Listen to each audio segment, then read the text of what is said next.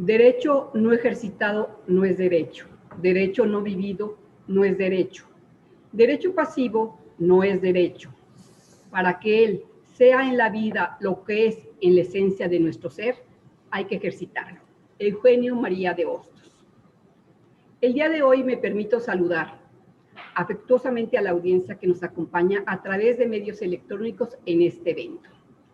La Suprema Corte de Justicia de la Nación, a través de la Secretaría General de la Presidencia, de la Dirección General de Casas de la Cultura Jurídica y las Casas de la Cultura Jurídica en el país, les dan la más cordial bienvenida al diplomado Juicio de Amparo, en el cual, en esta ocasión, dentro del módulo primero, Introducción a los Derechos Humanos, se impartirá la sesión titulada Control Constitucional y Convencionalidad, misma que estará a cargo del doctor Roberto Niembro Ortega, director general de Relaciones Institucionales de la Suprema Corte de Justicia de la Nación.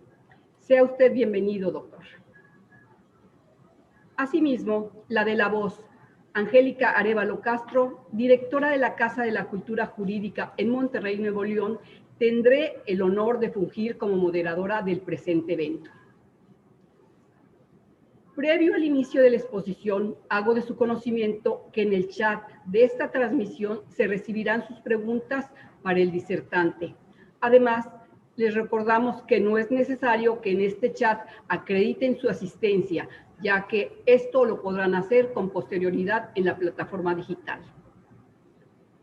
Rememorando que el diplomado en curso persigue el objetivo de contribuir a la actualización de nuestros usuarios en materia de amparo, fomentando los conocimientos respectivos y analizando las diversas reformas realizadas, incidiendo en la evolución y calidad de la práctica jurídica en todo el país, desde el enfoque de los derechos de las personas como un parámetro de respeto a su dignidad y el fortalecimiento del Estado de Derecho, buscando dar a conocer la relevancia del acceso a la justicia como una garantía de tutela efectiva para la protección de los derechos humanos. Expresado lo anterior, antes de dar comienzo a la participación de nuestro disertante, me permitiré dar lectura a su semblanza curricular. El doctor Roberto Niembro Ortega es director general de Relaciones Institucionales de la Suprema Corte de Justicia de la Nación, donde también se ha desempeñado como secretario de Estudio y Cuenta. Es doctor en Derecho por la Universidad Complutense de Madrid, maestro en Teoría del Derecho por la Universidad de Nueva York, especialista en Derechos Humanos por la Universidad Complutense de Madrid y en Argumentación Jurídica por la Universidad de Alicante, España. Egresó como abogado de la Escuela Libre de Derecho. Ha realizado estancias de investigación en el Instituto Max Planck de Derecho Público Comparado y Derecho Internacional en Heidelberg, Alemania. Fue analista de doctrina en el Tribunal Constitucional de España. Actualmente es profesor del Seminario de Derecho Constitucional en el Instituto Tecnológico Autónomo de México. Es autor de múltiples libros, artículos en revistas nacionales y extranjeras y capítulos de constitucionalismo popular latinoamericano, entre los que destacan Constitucionalismo progresista, retos y perspectivas, un homenaje a Mark Twain junto con Roberto Gargarella. La Suprema Corte y el matrimonio igualitario en México junto con Micaela Alterio. 10 sentencias emblemáticas de la Suprema Corte junto con Pedro Salazar y Carlos Alonso. La justicia constitucional de la democracia deliberativa y teorías críticas y derecho mexicano, coordinada con Jaime Cárdenas y Aleida Hernández. Por lo que, una vez leída la trayectoria académica y profesional de nuestro disertante, dejo este espacio y a nuestra amable audiencia con el doctor Roberto Niembro Ortega. Adelante, doctor. Bueno, muchas gracias, Angélica, por la presentación. También gracias a todas y todos que nos acompañan este segundo día del primer módulo del diplomado del juicio de amparo. Quienes tuvieron la oportunidad de estar presente el martes, bueno, recordarles que Como saben, vimos una introducción a lo que son los derechos humanos, vimos cuestiones de antecedentes, de interpretación y diversos temas de introducción, ¿no? En esta segunda sesión lo que vamos a tratar es sobre las garantías de esos derechos humanos, ¿no? La justicia constitucional o, digamos, el control constitucional y el control de convencionalidad son dos de las posibles garantías que existen en un Estado constitucional y democrático para la protección de los derechos humanos. Obviamente no son las únicas garantías. Podríamos pensar también, por ejemplo, en las comisiones de derechos humanos, también son una especie de mecanismo de defensa de los derechos, ¿no? Pero aquí vamos a ver el día de hoy estos dos garantías de los derechos humanos. Y llama la atención que son garantías porque antes nuestra Constitución, hasta la reforma de 2011, las garantías individuales se equiparaban o se entendían que eran los derechos humanos. Ahora ya a partir de esa reforma tenemos una distinción muy clara entre garantías, que son los mecanismos para la protección de sus derechos. Los derechos ya los vimos en la clase pasada. Bueno, pues para empezar entonces a hablar sobre control de constitucionalidad y control de convencionalidad, cómo se instauró en México, etcétera, etcétera. Lo primero que quisiera es ver cuál es el objetivo de una garantía como el control constitucional o del control de convencionalidad. Pues bueno, el principal objetivo es la protección de la Constitución o de la supremacía constitucional, ¿no? Como normas de la mayor jerarquía previstas en la Constitución o en los tratados que tienen jerarquía constitucional. Se trata de garantizar el principio de supremacía constitucional, que consiste básicamente en que la norma, la Constitución es la norma suprema de la cual depende la validez de todas las otras normas inferiores, ¿no? Leyes generales, tratados o reglamentos o cualquier acto de autoridad tiene que estar, su validez depende de cumplir con los requisitos previstos en la Constitución. Entonces, para el control constitucional, una primera distinción para entender los modelos de control constitucional, digamos, vamos a ir de lo más abstracto, de lo más general a lo específico, al caso de México, pero para empezar pensando en los modelos de control constitucional, tenemos que empezar por distinguir los modelos fuertes de control constitucional de los modelos débiles de control constitucional. Los modelos fuertes de control constitucional en cuál se encuentra México, o sea, México es un ejemplo de modelo fuerte de control constitucional, tienen como características que los poderes judiciales o una instancia judicial, en este caso podríamos pensar en la Suprema Corte mexicana, tienen la última palabra sobre la interpretación de la Constitución. Esa es una característica, y además tienen la facultad de declarar la inconstitucionalidad de leyes.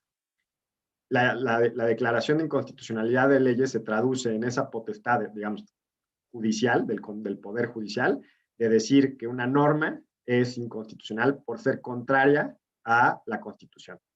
La consecuencia de esa declaratoria de inconstitucionalidad puede conllevar pueden ser dos consecuencias distintas. Una puede ser la declaración de invalidez total de la norma, como veremos más adelante, o puede ser la inaplicación de la norma para el caso concreto. Pero digamos, antes de entrar a esos efectos, esos posibles efectos, lo primero que tiene que quedar claro es que en un modelo fuerte de control constitucional como es el de México, un tribunal judicial tiene la potestad de declarar la inconstitucionalidad de normas, de leyes expedidas por el Parlamento, por el Congreso, y segundo, tiene la última palabra sobre la interpretación constitucional. ¿Cuáles son los países que inspiraron o que son pioneros en este tipo de modelo de control constitucional? Pues fueron Estados Unidos y después fueron, digamos, el Tribunal Constitucional de Austria, en 1920, ideado por Kelsen. ¿A qué se contrapone un modelo fuerte de control constitucional? Se contrapone a un modelo débil de control constitucional. Un modelo débil de control constitucional lo podemos encontrar actualmente en países como Reino Unido, como Canadá, como Nueva Zelanda. ¿Y en qué consiste? ¿En qué se contrapone? ¿O cuál es la diferencia con un modelo fuerte de control constitucional? El modelo débil normalmente provienen de las tradiciones de supremacía parlamentaria en la que el Parlamento, en el que el Congreso tiene la última palabra sobre la interpretación constitucional. Mientras que en el modelo fuerte, como el caso mexicano, un órgano judicial puede declarar la inconstitucionalidad de normas y decir la última palabra sobre interpretación constitucional, es decir, qué interpretamos por la Constitución, la última palabra definitiva la tiene el Poder Judicial. En un modelo débil de control judicial o de control constitucional, es al revés. Quien tiene la última palabra sobre la interpretación constitucional es el Parlamento, ¿no? Hasta hace pocos años, por ejemplo, en el Reino Unido no había una Suprema Corte. Bajo el criterio, bajo un modelo de supremacía parlamentaria, las normas, no, la validez de las normas generales, digamos, de las leyes expedidas por el Parlamento, no puede ser revisada su constitucionalidad. Eso, digamos, bajo la supremacía parlamentaria. Esos países como Reino Unido, Canadá, Nueva Zelanda, se han ido acercando o han incorporado controles judiciales débiles. ¿Y por qué son débiles? Porque no tienen la última palabra. Por ejemplo, en el Reino Unido, la Suprema Corte no tiene la potestad de declarar la inconstitucionalidad de una norma.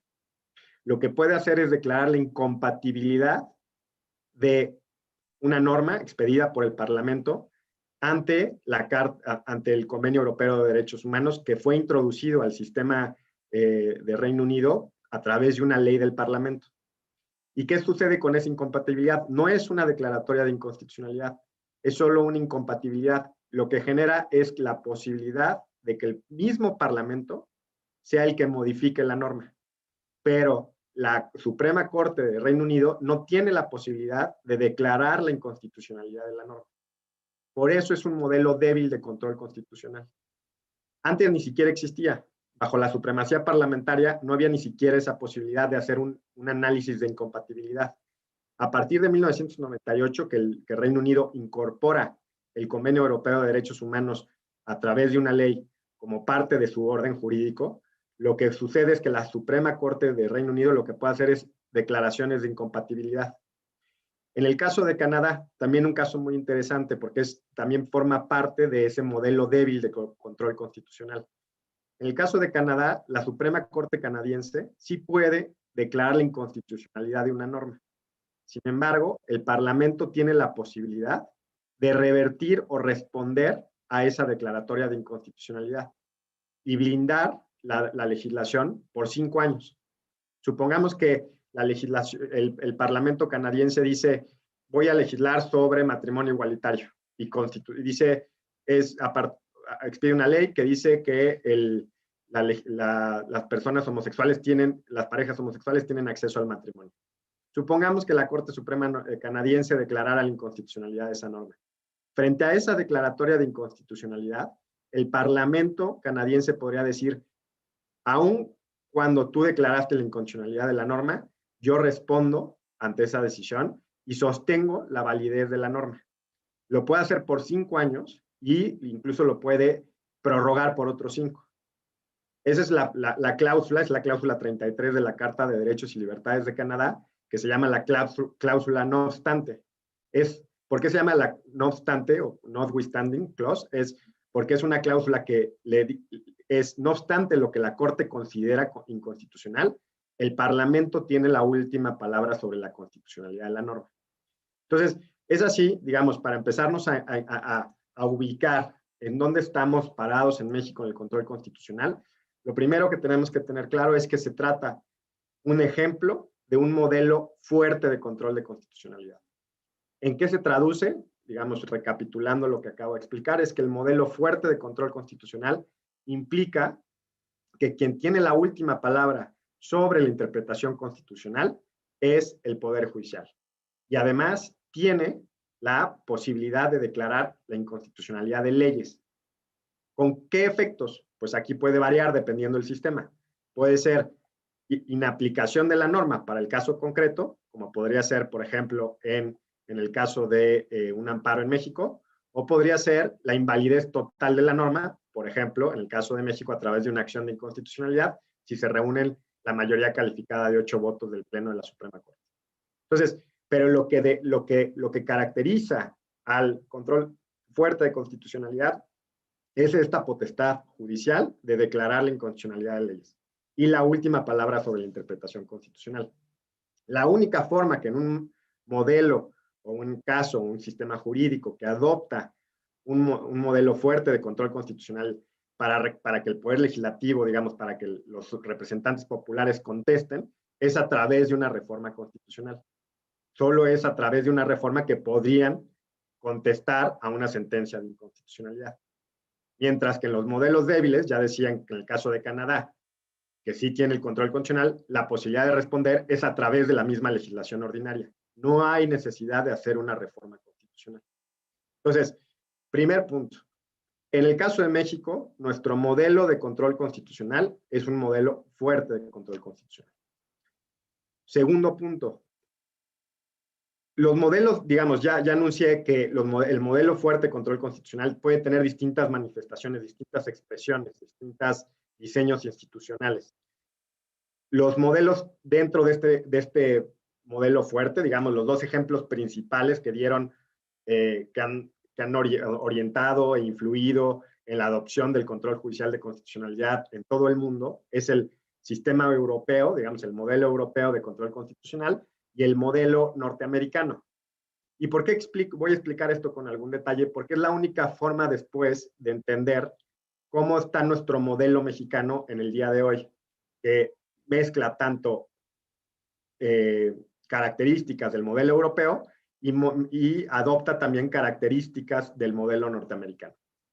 Entonces, el modelo norteamericano es el primero, ¿no? Surge o la primera sentencia de inconstitucionalidad es el caso Marbury versus Madison de 1803, en el que la Corte se reconoce para sí misma, digamos, la potestad de declarar la inconstitucionalidad de normas que sean contrarias a la Constitución.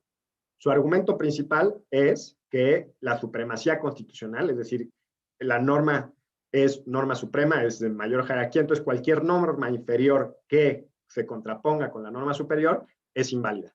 Y por tanto, el Poder Judicial tenía que tener, o en ese caso, la Suprema Corte tenía que tener la posibilidad de declarar la inconstitucionalidad de normas.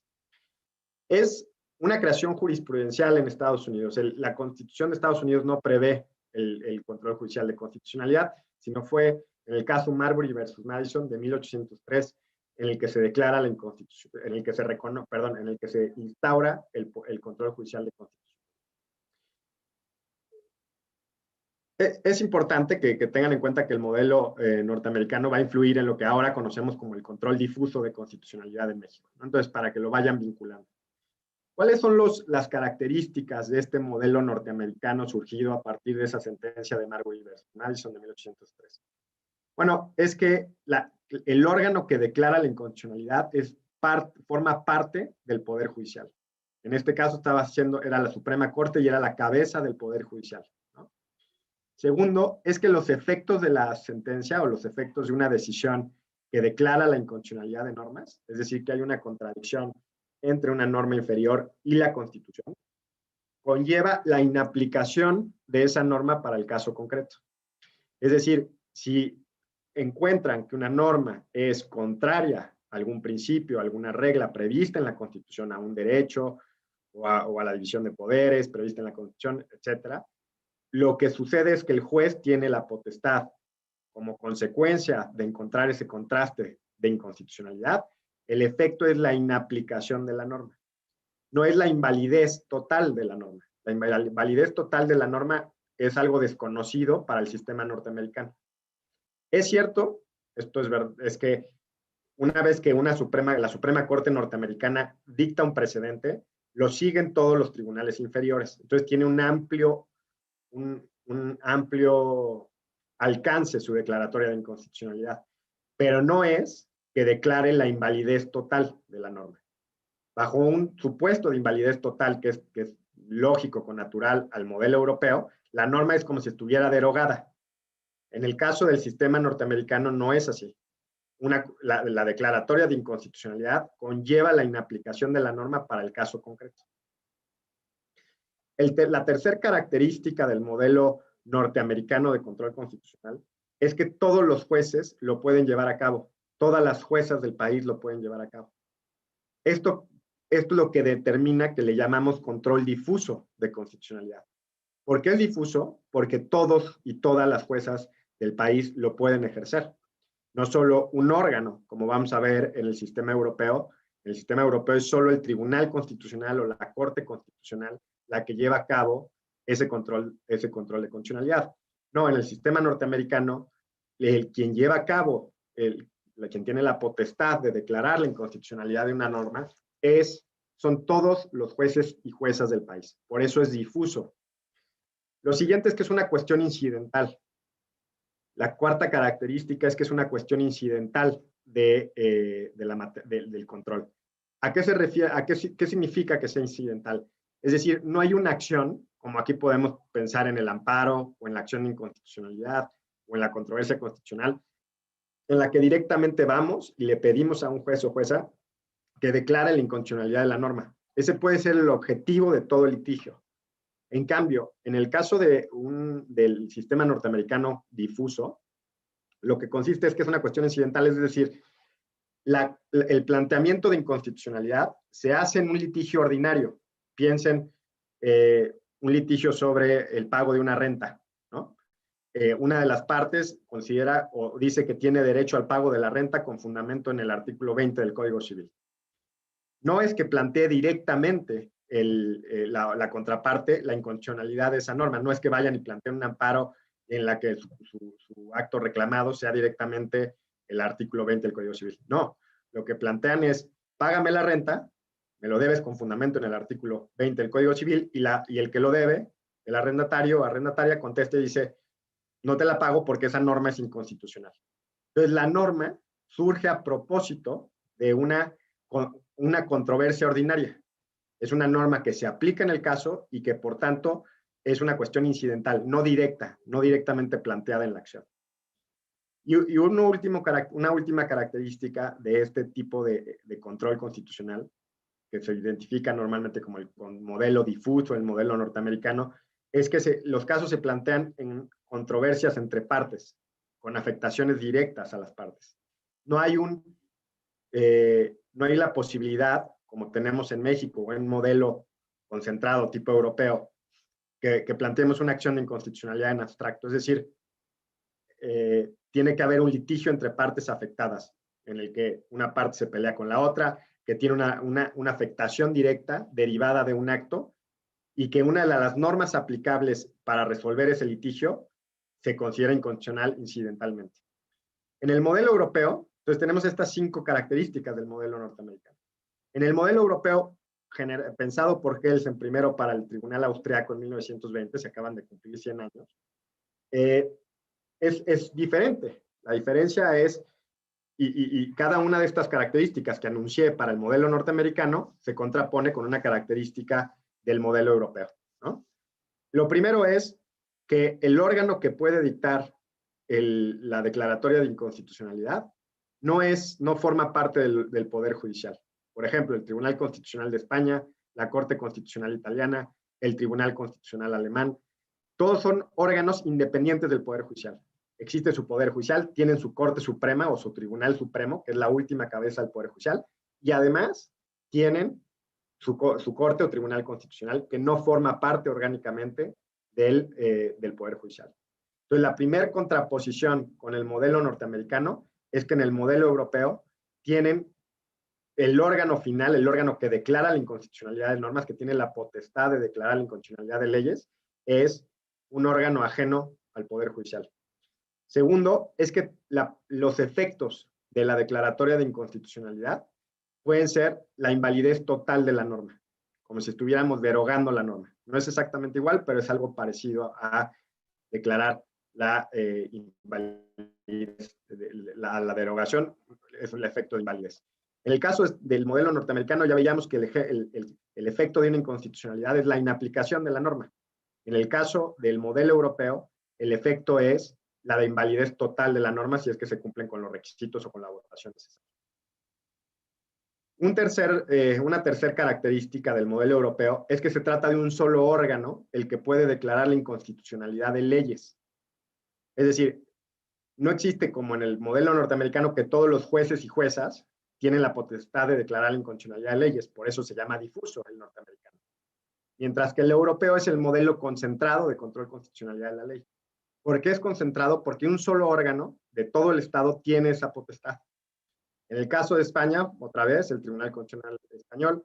En el caso de Alemania, el Tribunal Constitucional Alemán, etc. ¿Qué sucede cuando, por ejemplo, un juez español o una juez española considera que la norma que se presenta con la cual tiene que resolver el litigio es inconstitucional? Lo que tiene que hacer es plantear una cuestión de inconstitucionalidad ante el órgano, ante el Tribunal Constitucional, para que sea el Tribunal Constitucional el que defina si la norma es inconstitucional o no. Es una cuestión de inconstitucionalidad, es decir, una remisión y dice, yo voy a decidir este caso, dudo la constitucionalidad de esta norma y te lo planteo, porque tú eres el órgano, el único órgano, y por eso se llama control concentrado, el que puede declarar la inconstitucionalidad en leyes. Otro punto que contrapone el modelo europeo del modelo norteamericano es que se puede plantear en acción, una acción directa en contra de la norma, de la constitucionalidad de la norma. Ya decíamos que mientras que en el sistema norteamericano la cuestión es incidental a la cuestión principal, o sea, en el norteamericano no estamos peleando sobre el pago de la renta, e incidentalmente surge la pregunta de si la norma con la cual me están cobrando la renta es constitucional.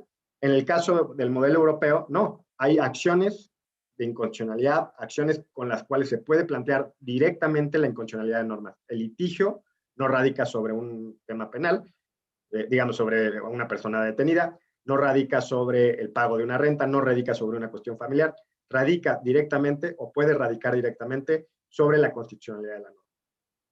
Y último punto que contrapone al modelo europeo del modelo norteamericano es que existe la posibilidad de hacer control en abstracto de constitucionalidad. ¿Qué significa en abstracto? Que no hay un litigio entre partes. Por ejemplo, en la acción de inconstitucionalidad en México, que es el ejemplo de una acción en abstracto, lo que se plantea es la contraposición de la norma a frente a la Constitución. Y lo que se busca salvaguardar es la supremacía constitucional.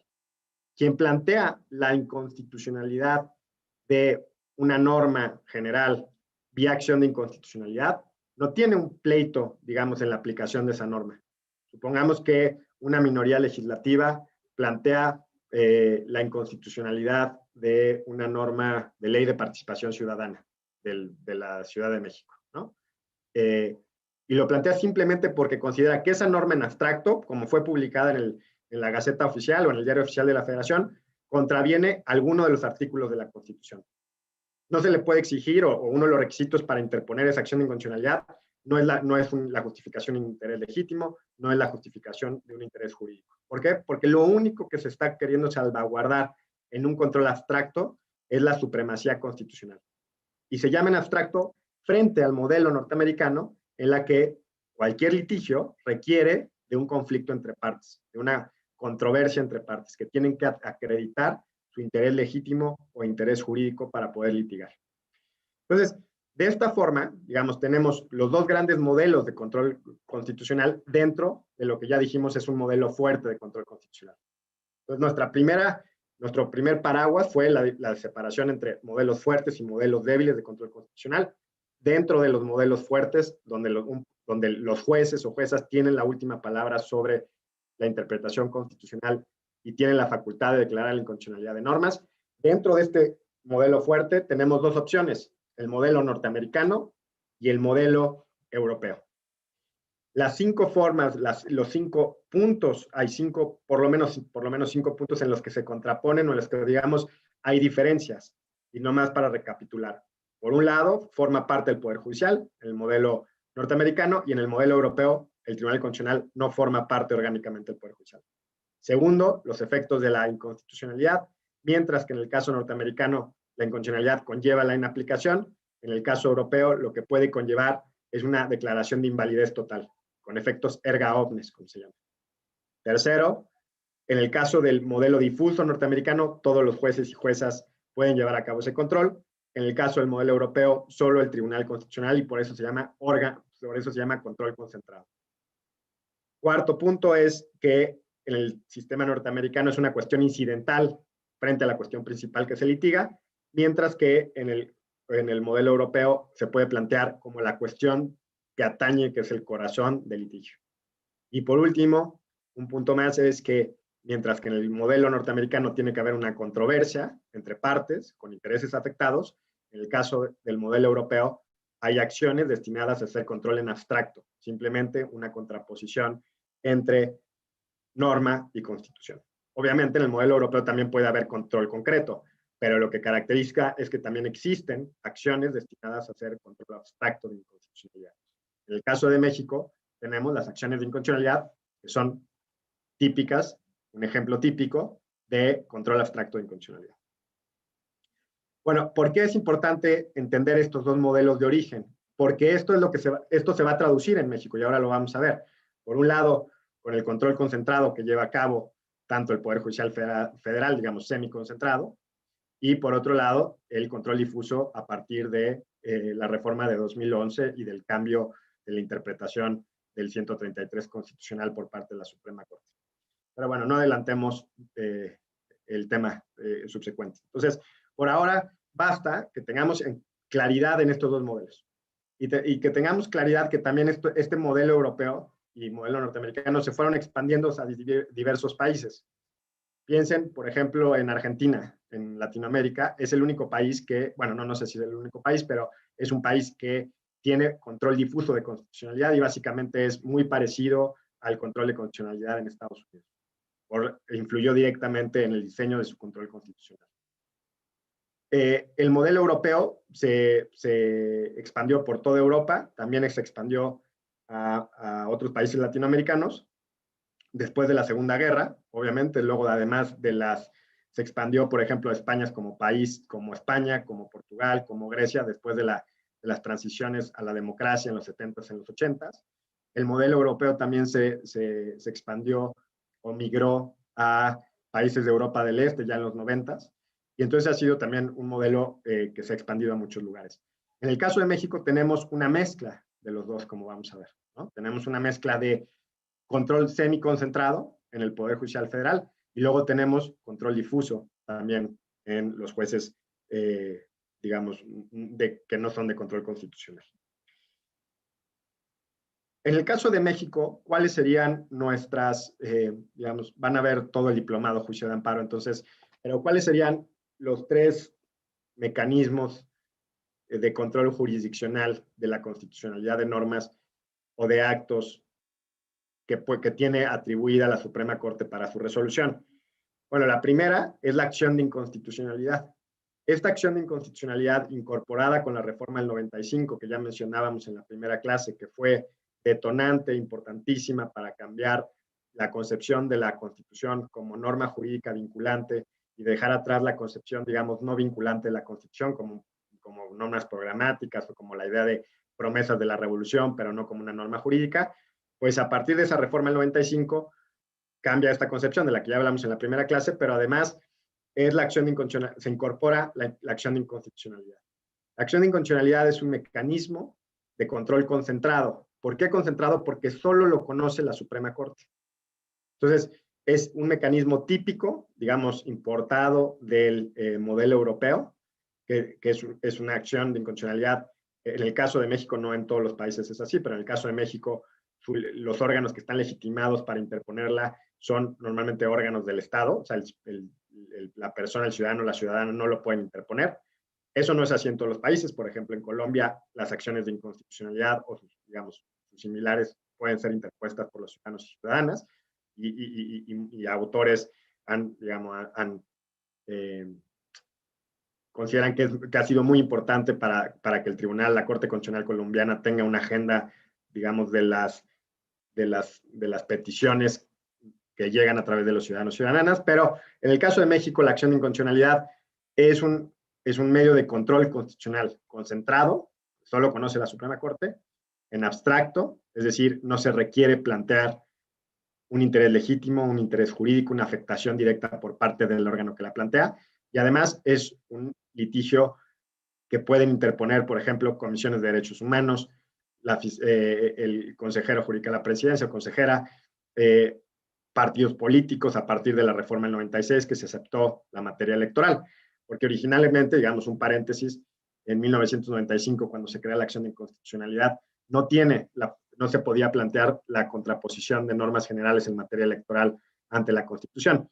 De hecho, la clase pasada alguien me preguntaba que cuál había sido la primera acción de inconstitucionalidad resuelta por la Corte, y en estos días le eché un ojo, y la primera acción de inconstitucionalidad, la 195, fue una acción de inconstitucionalidad planteada en contra de la Ley de Participación Ciudadana del entonces Ciudad de México por una minoría parlamentaria.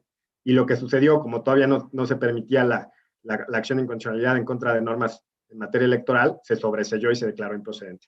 Ahora, a partir del 96 ya existe la posibilidad, hubo una reforma constitucional para permitir la posibilidad de que normas en materia electoral se puedan impugnar en acciones de inconstitucionalidad, por ejemplo, a través de los partidos políticos, ¿no? Partidos políticos nacionales o partidos políticos locales. Entonces, está destinado también para que las minorías parlamentarias litiguen, digamos, impugnen normas aprobadas por sus congresos. Eso sucede, muchas veces lo que sucede es que, digamos, la disputa política en el Congreso, digamos, por ejemplo, de Aguascalientes, o del Congreso que ustedes quieran, se lleva a la Suprema Corte para decidir su constitucionalidad. Pero lo que quiero que quede claro en este momento es que la acción de inconstitucionalidad en México, implementada, digamos, incorporada a nuestro sistema jurídico a partir de la reforma del 95, es una acción típica de control concentrado, porque solo la reconoce la Corte, es una acción típica de control abstracto de inconstitucionalidad, y que en el caso de México los órganos o los órganos legitimados son órganos del poder, digamos, órganos públicos. El ciudadano y la ciudadana no tienen legitimidad para interponer una acción de inconstitucionalidad. Digo concentrado porque solo es la Suprema Corte la que lo conoce, pero también sabemos que en el caso de México, y aquí es una primera mezcla, no hay un tribunal constitucional independiente del Poder Judicial. Es la Suprema Corte la que tiene atribuidas las funciones de control constitucional, y entonces hay una mezcla ahí, ¿no? Digamos, tenemos la última instancia, o digamos, el órgano que lleva a cabo en última instancia el control constitucional es parte y cabeza del Poder Judicial, pero también tiene atribuidos procedimientos de tipo europeo, del modelo europeo concentrado. Un segundo procedimiento que tiene la Suprema Corte atribuida para su resolución son las controversias constitucionales. En las controversias constitucionales, no solo, a diferencia de la acción de inconstitucionalidad, se pueden plantear la impugnación de normas generales, sino también de actos, ¿no? Perdón, una cosa que pasé de mencionar. En la acción de inconstitucionalidad, para declarar la inconstitucionalidad de una norma con efectos generales, es decir, la invalidez de la norma, se requiere de una mayoría calificada de 8 votos de los o las integrantes del Pleno de la Suprema Corte. O sea, no es una mayoría simple de 6 votos, sino es una mayoría calificada de 8 votos. Segundo, el segundo proceso constitucional que tiene atribuida la Suprema Corte, digamos, característico de nuestro modelo, es la controversia constitucional. En la controversia constitucional se pueden impugnar actos y normas, ¿no? Por igual. Pero aquí sí es un conflicto entre partes. A diferencia de la acción de inconstitucionalidad, que es en abstracto, en la controversia constitucional es un litigio en concreto entre partes que están litigando, y tiene que haber un interés legítimo que se demuestre para poder interponer una demanda. Entonces, si hay un conflicto, supongamos en el estado X, entre el municipio y el estado, no puede venir un tercero no interesado que no tenga ningún tipo de afectación a reclamar la inconstitucionalidad de lo que está haciendo, supongamos, el gobernador o la gobernadora. ¿Por qué? Porque tiene que ser afectada la parte demandante por el acto o la norma expedida que quiere reclamar en la controversia constitucional. Entonces, no es un control abstracto, sino concreto. Tiene que haber la acreditación de un interés legítimo, ¿no? Para la interposición de la controversia constitucional. Y además, no es por una controversia constitucional no se puede hacer valer por cualquier argumento de constitucionalidad. Tiene que ser, es un procedimiento destinado a la garantía de la distribución competencial. Es decir, tanto distribución competencial vertical, federal, o distribución competencial horizontal, división de poderes. Esa distribución competencial se garantiza a través de la controversia constitucional. Entonces, tercer punto, también puede haber declaratoria de inconstitucionalidad de normas, puede haber, efectos generales de inconstitucionalidad, de expulsión de la norma en el caso de las controversias, sí, en supuestos muy específicos, y también tiene que haber una mayoría calificada de 8 votos de los integrantes del Pleno de la Corte, ¿no? Pero se trata, a diferencia de la acción, de un control concreto, con interés legítimo, y también se trata de órganos del Estado, los que están litigando. También en la controversia constitucional, el ciudadano o la ciudadana no forman parte, no tienen legitimación para interponer una controversia constitucional. Además de de proteger las competencias, la Suprema Corte ha determinado en su jurisprudencia que uno de los objetos que se pueden tutelar a través de una controversia constitucional son garantías institucionales. Por ejemplo, la independencia judicial. Hay muchos casos de controversias constitucionales resueltos por la Suprema Corte en los que lo que se garantizó, lo que se protegió fue la independencia judicial, que es una garantía institucional, a diferencia de una norma competencial que atribuye potestades o facultades a los órganos del poder. Cuando se trata de actos, claro, en el caso de controversias constitucionales, no, supongamos que no es una norma general, en el caso de actos, si se declara la inconstitucionalidad del acto, es solo para para las partes en el litigio. Muchos de los casos que llegaban a la Suprema Corte es la retención de participaciones federales por parte del gobierno estatal a los municipios. Entonces el municipio impugnaba esa retención de participaciones federales y supongamos que se llegaba a la conclusión de que era inconstitucional conforme a la ley de coordinación fiscal, etc. Entonces, si se llegaba a esa conclusión, lo que se declara la inconstitucionalidad es del acto. Obviamente, al tratarse de un acto que afecta solo al municipio, solo los efectos son para esa parte en el litigio, ¿no? Porque ahí sí hay un litigio en sentido estricto, hay un conflicto entre partes con intereses particulares. Y el tercer medio de control constitucional que tiene atribuida la Suprema Corte, pues ya decíamos, es el juicio de amparo, ¿no? Y como lo van a ver, digamos, a lo largo del diplomado con muchísimo detalle, pues nada más sabemos que se trata del mecanismo por excelencia para la protección de los derechos fundamentales o derechos humanos, como sabemos ya, los derechos en nuestro sistema jurídico mexicano, ¿no? Hay amparo directo, hay amparo indirecto, ya lo verán. No quisiera detenerme en este punto porque si no voy a perder tiempo para lo que me toca a mí exponer el día de hoy. Pero sabemos que se pueden impugnar también normas, se pueden impugnar actos y hay distintas vías, el directo contra decisiones judiciales definitivas y el indirecto contra leyes o actos, ¿no? Ahora, sabemos que también en el caso del amparo los efectos por regla general solo incumben a las partes en el litigio, también tiene que haber un interés legítimo por parte de quien interpone la acción y solo excepcionalmente puede haber una declaratoria general de inconstitucionalidad en el amparo indirecto bajo un mecanismo que se implementó en la reforma de 2011, que es, bueno, requiere la reiteración del mismo criterio en 5 veces, o sea, que haya jurisprudencia por reiteración y que además haya 2 anuncios al Congreso que haya expedido la norma previo a la Declaratoria General de Inconstitucionalidad.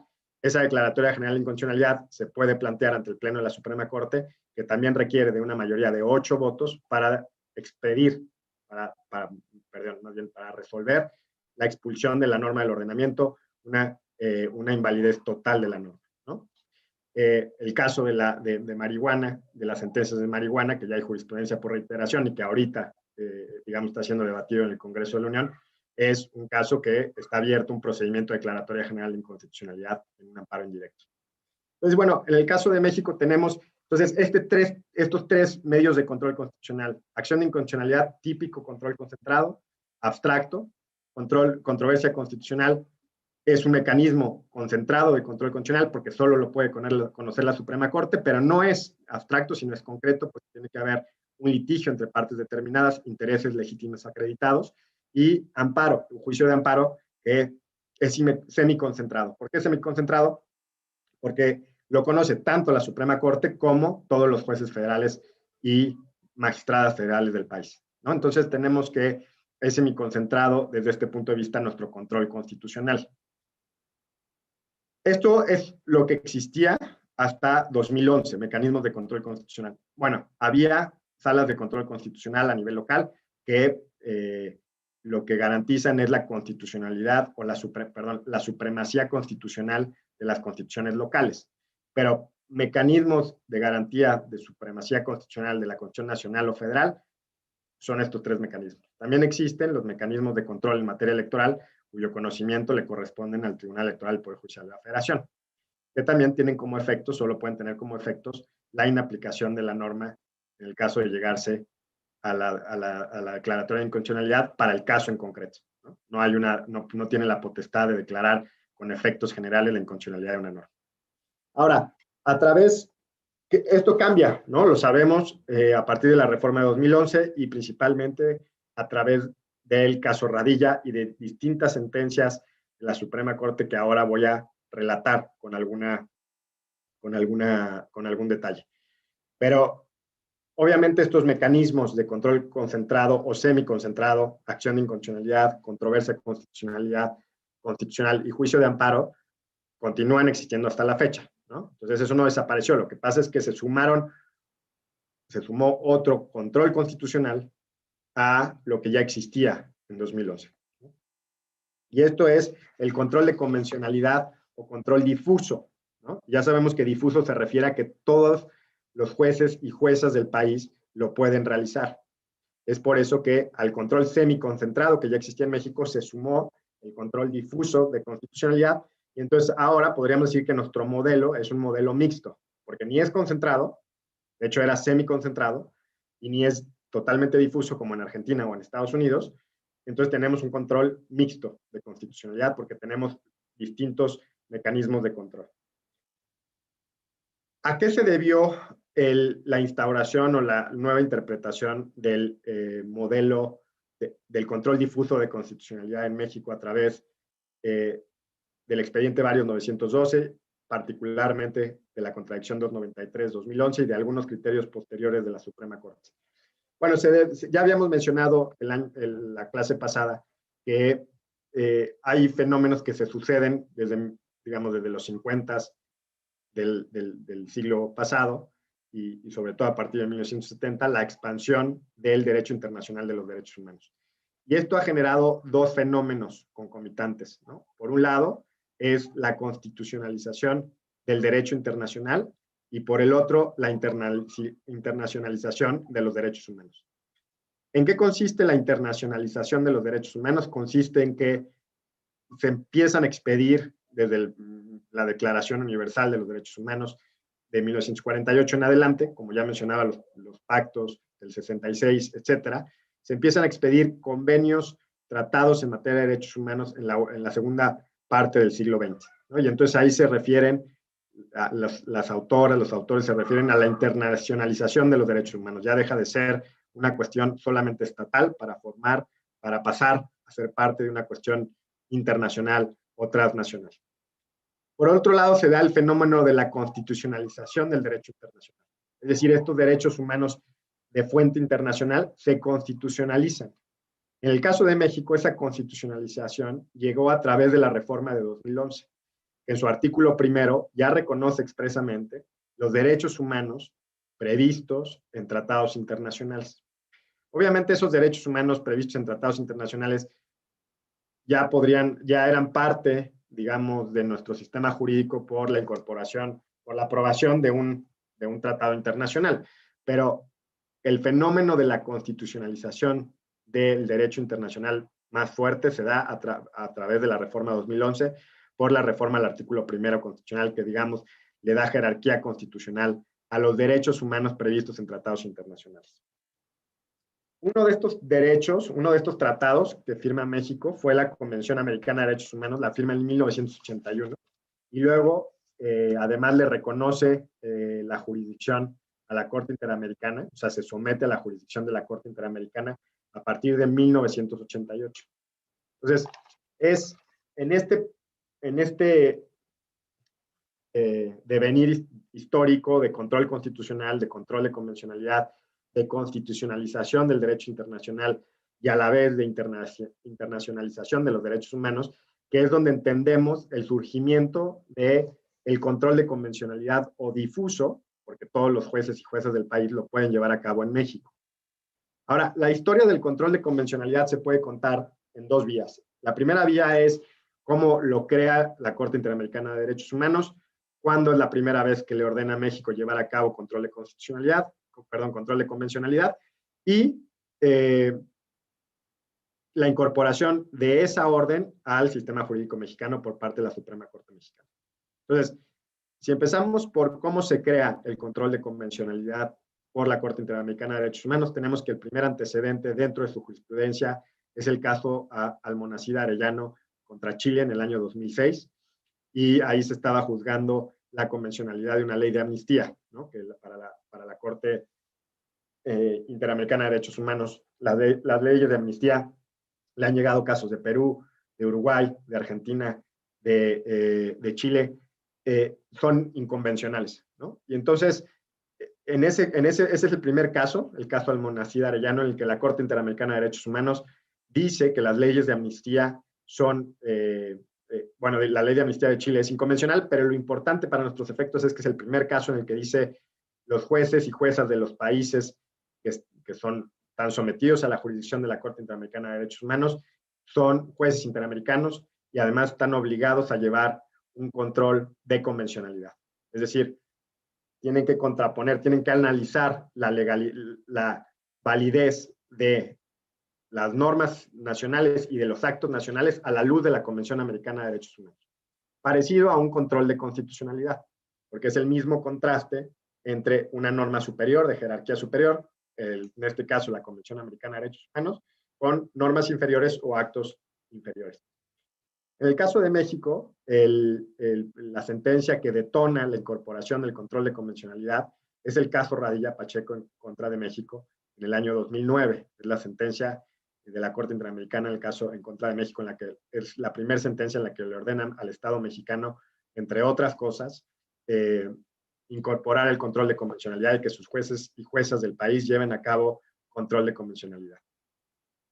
Se trataba, como ustedes saben, de un caso de desaparición forzada del señor Radilla Pacheco y además de los límites a la jurisdicción militar, que además ha sido un tema recurrente en las condenas al Estado mexicano. Podríamos decir las características generales de la doctrina del control de convencionalidad de la Corte Interamericana de Derechos Humanos, antes de entrar de cómo México, a través de la Suprema Corte, incorpora el control de convencionalidad. Digamos, antes de llegar a ese punto, hay características generales que se han identificado por jueces y la academia y juezas de la Corte Interamericana de qué consiste este control de convencionalidad. Pues primero, ya lo dije, es un contraste, es un análisis de compatibilidad entre los actos nacionales, pueden ser normas generales o actos, a la luz de la Convención Americana de Derechos Humanos. Además, se trata de un control difuso, ¿no? Porque todos los jueces nacionales pueden llevar a cabo ese control de convencionalidad, claro está, respetando en el marco de sus competencias, ¿no? Ya lo veremos en el caso mexicano, que esto, por ejemplo, ha detonado o detonó una decisión de la Suprema Corte importante. Pero en principio es un control difuso porque todos los jueces y juezas del país lo pueden llevar a cabo. Por ejemplo, hay jueces de la Corte Interamericana que dicen que el control concentrado de convencionalidad pues lo lleva a cabo la propia Corte Interamericana, pero el control difuso son todos los jueces nacionales de los países miembros y que están sometidos a la jurisdicción de la Corte Interamericana que llevan a cabo ese control difuso de convencionalidad. Entonces, todos los jueces mexicanos, todas las jueces mexicanas tienen esa potestad de control difuso de convencionalidad. En un caso posterior, el caso de trabajadores cesados del Congreso contra Perú, la Corte Interamericana agregó un punto en su doctrina y dijo que era de ex oficio, es decir, que no tiene que ser pedido por alguna de las partes para llevar a cabo ese control de convencionalidad. Tercer punto que ya mencioné es en el ejercicio del marco de sus competencias. Es decir, el control de convencionalidad, por ejemplo, para una autoridad administrativa no conlleva que pueda declarar la inconstitucionalidad de normas. Lo único que puede hacer es interpretar la norma a la luz de la convención, interpretarla de la manera más favorable al derecho humano. Pero en el marco de sus competencias significa que solo los jueces que tienen la potestad de declarar inconstitucionalidad o con inconvencionalidad con efectos de inaplicación o de invalidez, eso no cambia por el hecho del control difuso. Entonces, por eso fue tan importante cuando cambia la interpretación del 133 en México, pero ya veremos. Entonces, en el marco de sus competencias. Un cuarto punto del control difuso, control de convencionalidad, es que se hace el parámetro de regularidad, el parámetro de análisis, está integrado por los tratados, o sea, por el Tratado de la Convención Americana de Derechos Humanos, por los protocolos, si es que se han firmado, por ejemplo, el Protocolo de San Salvador, y la jurisprudencia de la propia Corte Interamericana. Aquí hay un debate de hasta dónde llega la vinculatoriedad de la jurisprudencia de la Corte Interamericana. Por un lado, hay quien considera que toda la jurisprudencia de la Corte Interamericana es vinculante para todos los países, o hay quien considera que solo vincula a un Estado nacional la jurisprudencia que se dictó en los casos en los que fue parte. Ya lo veremos, en México también hubo esa discusión. Un quinto punto es que es un control subsidiario. ¿Por qué es subsidiario? Porque el control de convencionalidad de la Corte Interamericana solo se da una vez agotadas las instancias nacionales. Entonces es subsidiario porque primero lo llevan a cabo los órganos nacionales, tanto control de constitucionalidad como control de convencionalidad, y solo cuando fallan, digamos, es que la Corte Interamericana de Derechos Humanos cumple esa función. Y hay una discusión también interesante sobre si, pero digamos no está zanjada, sobre si a través del control de convencionalidad, por ejemplo, la Corte Interamericana de Derechos Humanos podría ordenar o darle efectos a su sentencia solo para el futuro o desde el momento en que se expidió una norma, por ejemplo, si se está analizando la convencionalidad de una norma nacional. Y entonces esas son las características generales del control de convencionalidad para la doctrina de la Corte Interamericana. No ha estado exenta de críticas, no me puedo detener en eso, pues si no, no me va a dar tiempo de mencionar las sentencias de la Corte Mexicana, pero no ha estado exento de críticas el alcance del control de convencionalidad. Un caso que dio mucho pie a críticas fue el caso Hellman, en el cual se analizó la convencionalidad de la ley de amnistía de Uruguay, y lo que dijo ahí la Corte Interamericana, siguiendo sus precedentes, es que la ley de amnistía de Uruguay también era inconvencional, similar a otros casos en los que había declarado la inconvencionalidad de leyes de amnistía. Fue criticada por algunos autores, por ejemplo, Roberto Gargarella, el profesor argentino, lo criticó mucho porque consideraba que el procedimiento democrático detrás de las leyes de amnistía no es igual en todos los países y distingue entre la amnistía de Argentina, de la amnistía de Perú, de la amnistía de Uruguay. Y en el caso de Uruguay había habido un proceso democrático de liberación y participación previa a la aprobación de la ley de amnistía, tanto por el Congreso, en primer lugar, después por la Suprema Corte de Uruguay, que reconoció la constitucionalidad de esa ley de amnistía, y luego por dos procesos de participación de democracia directa, por ejemplo, se trató de un referéndum y un plebiscito. Entonces, la crítica que hacía Gargarella a esa sentencia del caso Hellman era que no podían compararse en términos de calidad democrática o de legitimidad democrática las amnistías de Uruguay a las amnistías, por ejemplo, de Perú, ¿no? Que por tanto la aproximación de la Corte Interamericana de Derechos Humanos tendría que ser distinta. Menciono este caso porque es un caso que es relevante, es interesante discutir sobre los alcances del control de convencionalidad de la Corte Interamericana de Derechos Humanos, solo para dejarlo apuntado, ¿no? Pero en términos generales, así, el control de convencionalidad tiene estas características. Entonces, esta es la historia vista desde la Corte Interamericana de Derechos Humanos, ¿no? Entonces, ¿qué pasa en el caso de México? Pues ya mencionaba que a México se le condena en el caso Radilla Pacheco a distintas deberes del Estado mexicano para cumplir, o se le imponen distintas obligaciones por la condena por la desaparición forzada del señor Radilla, y además por el alcance de la jurisdicción militar y del Código Militar. Pero para nuestros efectos, pues también establece la obligatoriedad del control de convencionalidad para todos los jueces y juezas del país. Entonces, lo que sucede es que la Suprema Corte Mexicana se pregunta y se resuelve, se lo pregunta a través de una solicitud que plantea el entonces presidente de la Suprema Corte, al Pleno de la Suprema Corte, de cómo es que la Suprema Corte tiene que dar cumplimiento a esa sentencia de la Corte Interamericana. Si es que lo tiene que hacer a través, digamos, de la representación, o es que solo le obliga al Estado en su conjunto, o es que los distintos poderes del Estado deben de atender las obligaciones que derivan de las sentencias de la Corte Interamericana. Y la conclusión es que, efectivamente, pues la Corte y el Poder Judicial Federal tenían algo que hacer para cumplir con esa sentencia. Entonces, lo primero que se plantea y que resuelve la Suprema Corte es cómo dar cumplimiento en lo que nos toca al Poder Judicial a la condena del caso Rosendo Radilla de la Corte Interamericana de Derechos Humanos. Y particularmente para nosotros importante es cómo dar cumplimiento a la sentencia que establece la obligación de que todos los jueces y juezas del país sean jueces de convencionalidad, ¿no? Entonces, hasta el 2011, este asunto, el expediente Varios 912, que es la primera sentencia en la que se aborda este tema por parte del Pleno de la Suprema Corte, y luego viene la contradicción de tesis 293, y luego vienen otros casos que espero me den tiempo de mencionar, aunque sea brevemente. Esta es la primera aproximación, ¿no?, al tema del Pleno de la Corte, y se resuelve en julio de 2011, ¿no?, recién aprobada la reforma de derechos humanos de junio de 2011. Y la pregunta es cómo el Poder Judicial Federal tenía que cumplir a ese deber del control de convencionalidad por parte de los jueces y juezas del país. Y bueno, lo primero que hace es cambiar su interpretación del artículo 133 constitucional, ¿no? ¿Por qué? Porque con su interpretación previa al artículo 133 constitucional, la Corte había decidido que todos los jueces y juezas del país que no eran jueces de amparo no podían hacer control de constitucionalidad.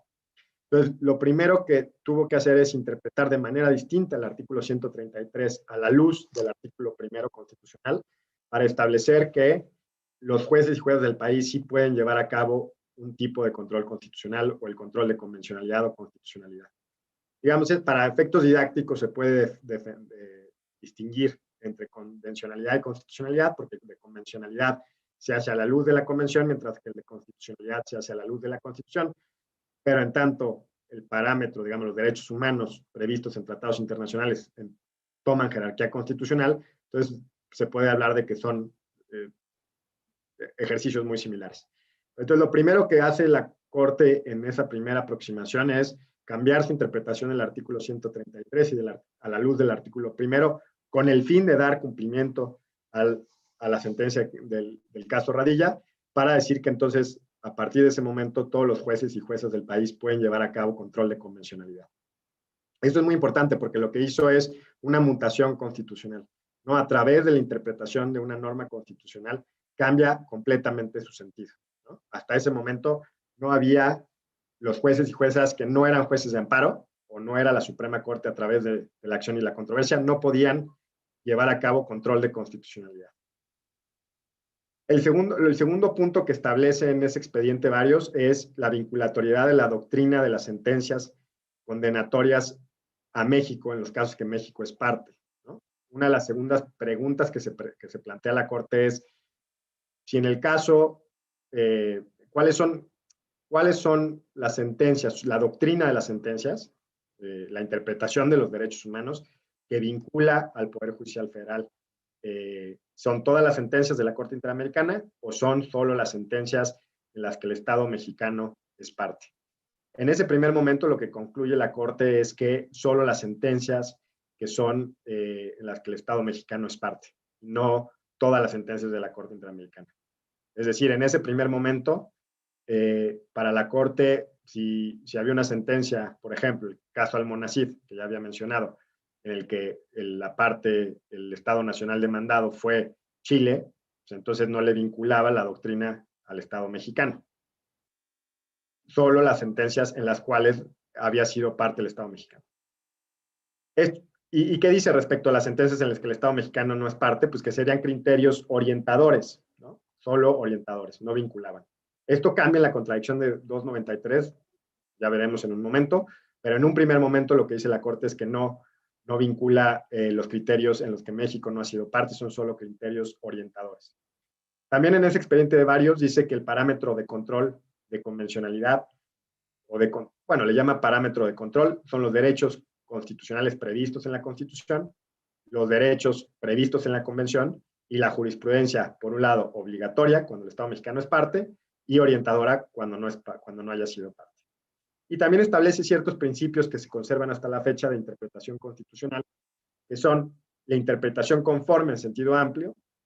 ¿Y eso qué consiste? Que se interpretan los derechos humanos sistemáticamente, los derechos humanos constitucionales con los derechos humanos de fuente internacional. Es decir, se interpretan sistemáticamente, se interpretan de manera como un todo, ¿no? Como un solo instrumento que tienen que ser sistemáticamente aplicados e interpretados.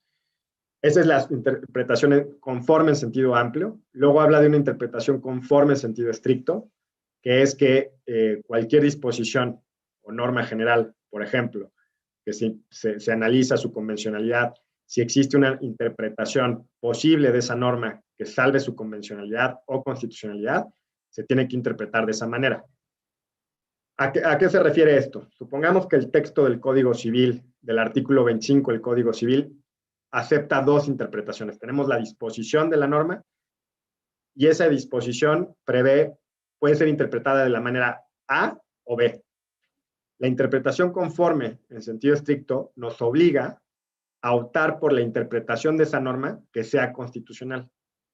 Si una de las interpretaciones, ya sea la A o B, supongamos que la B hace a la norma, a la disposición, la hace inconstitucional, entonces tienes que excluir esa interpretación con el fin de salvar la constitucionalidad de esa norma. ¿Okay? Esa es la interpretación conforme en sentido estricto. Y el último punto es que si no cabe una interpretación conforme en sentido estricto, es decir, no existe una lectura posible de la disposición que la haga constitucional convencional, lo que tiene que suceder es que cualquier juez o jueza del país tiene que inaplicar la norma en el caso concreto. ¿Okay?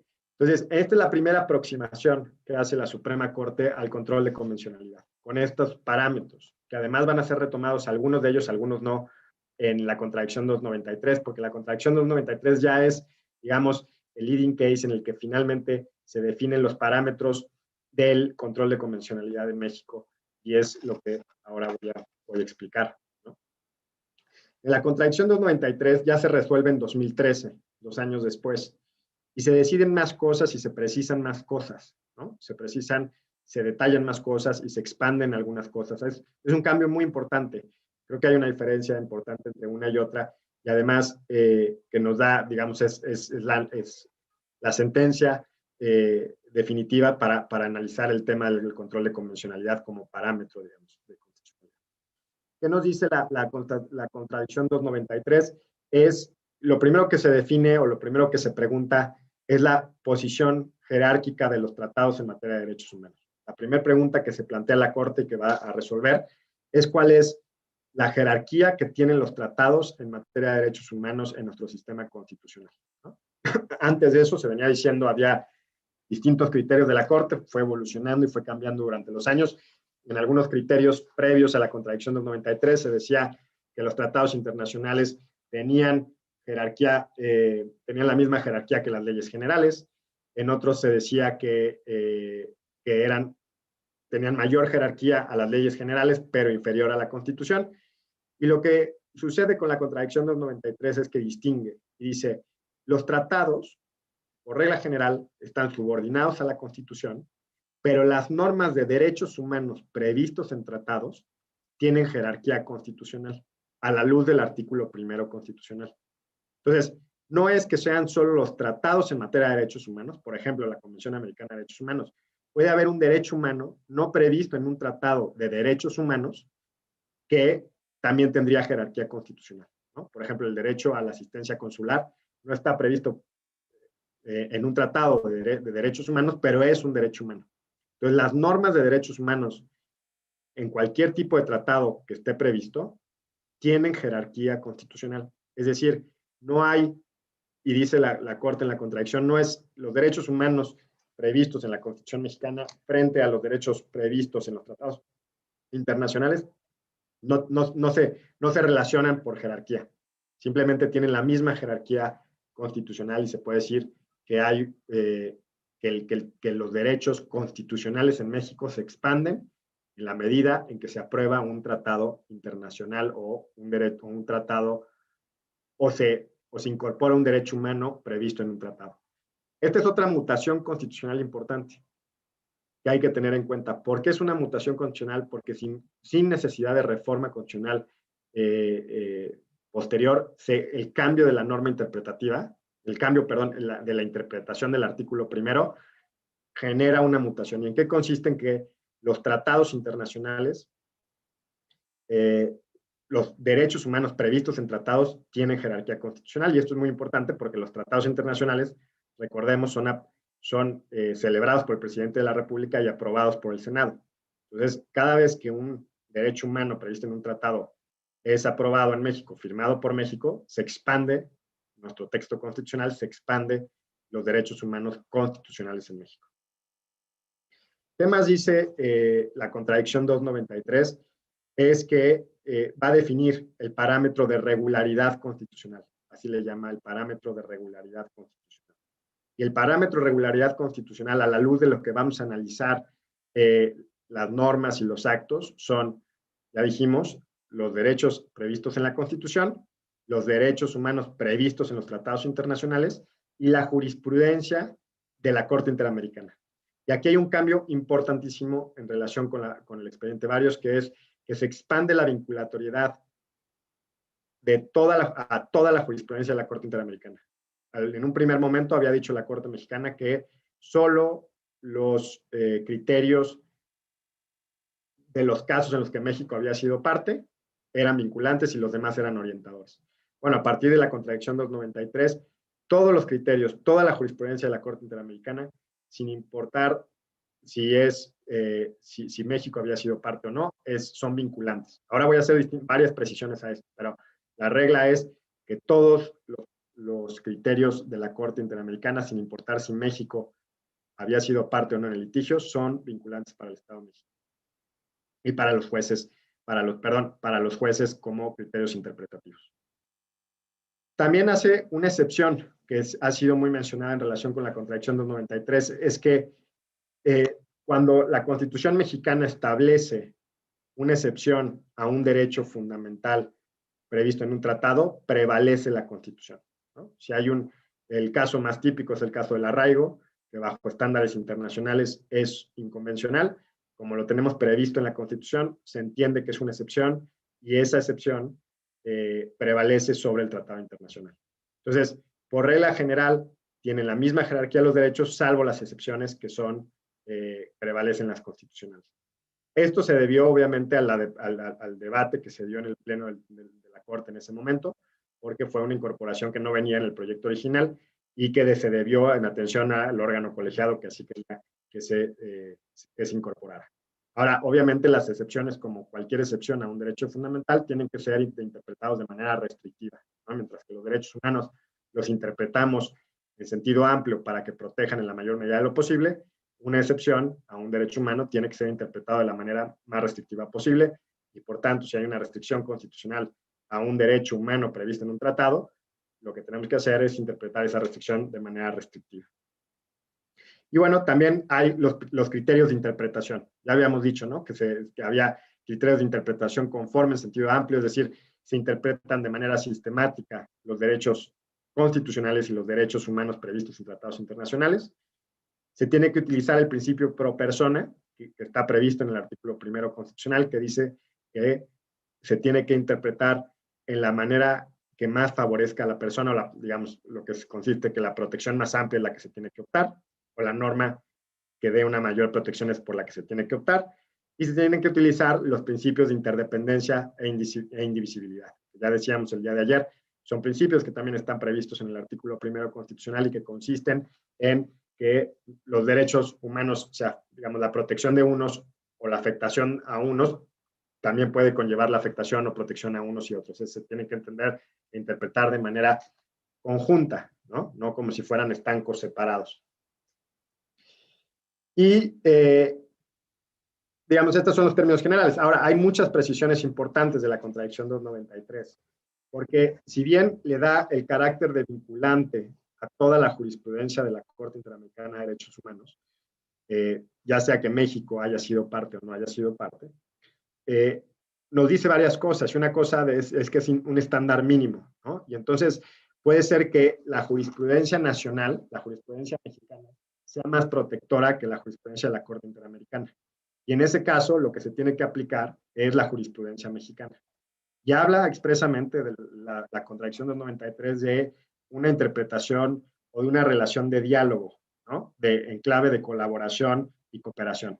Es decir, no es que se entienda, se aplica críticamente la jurisprudencia interamericana, sino que se tiene que analizar sus razones, las razones que se dan, y se tiene que analizar si es la jurisprudencia más protectora para el derecho, ¿no? Porque si hay una jurisprudencia nacional que es más protectora para el derecho, entonces se debe aplicar la jurisprudencia nacional.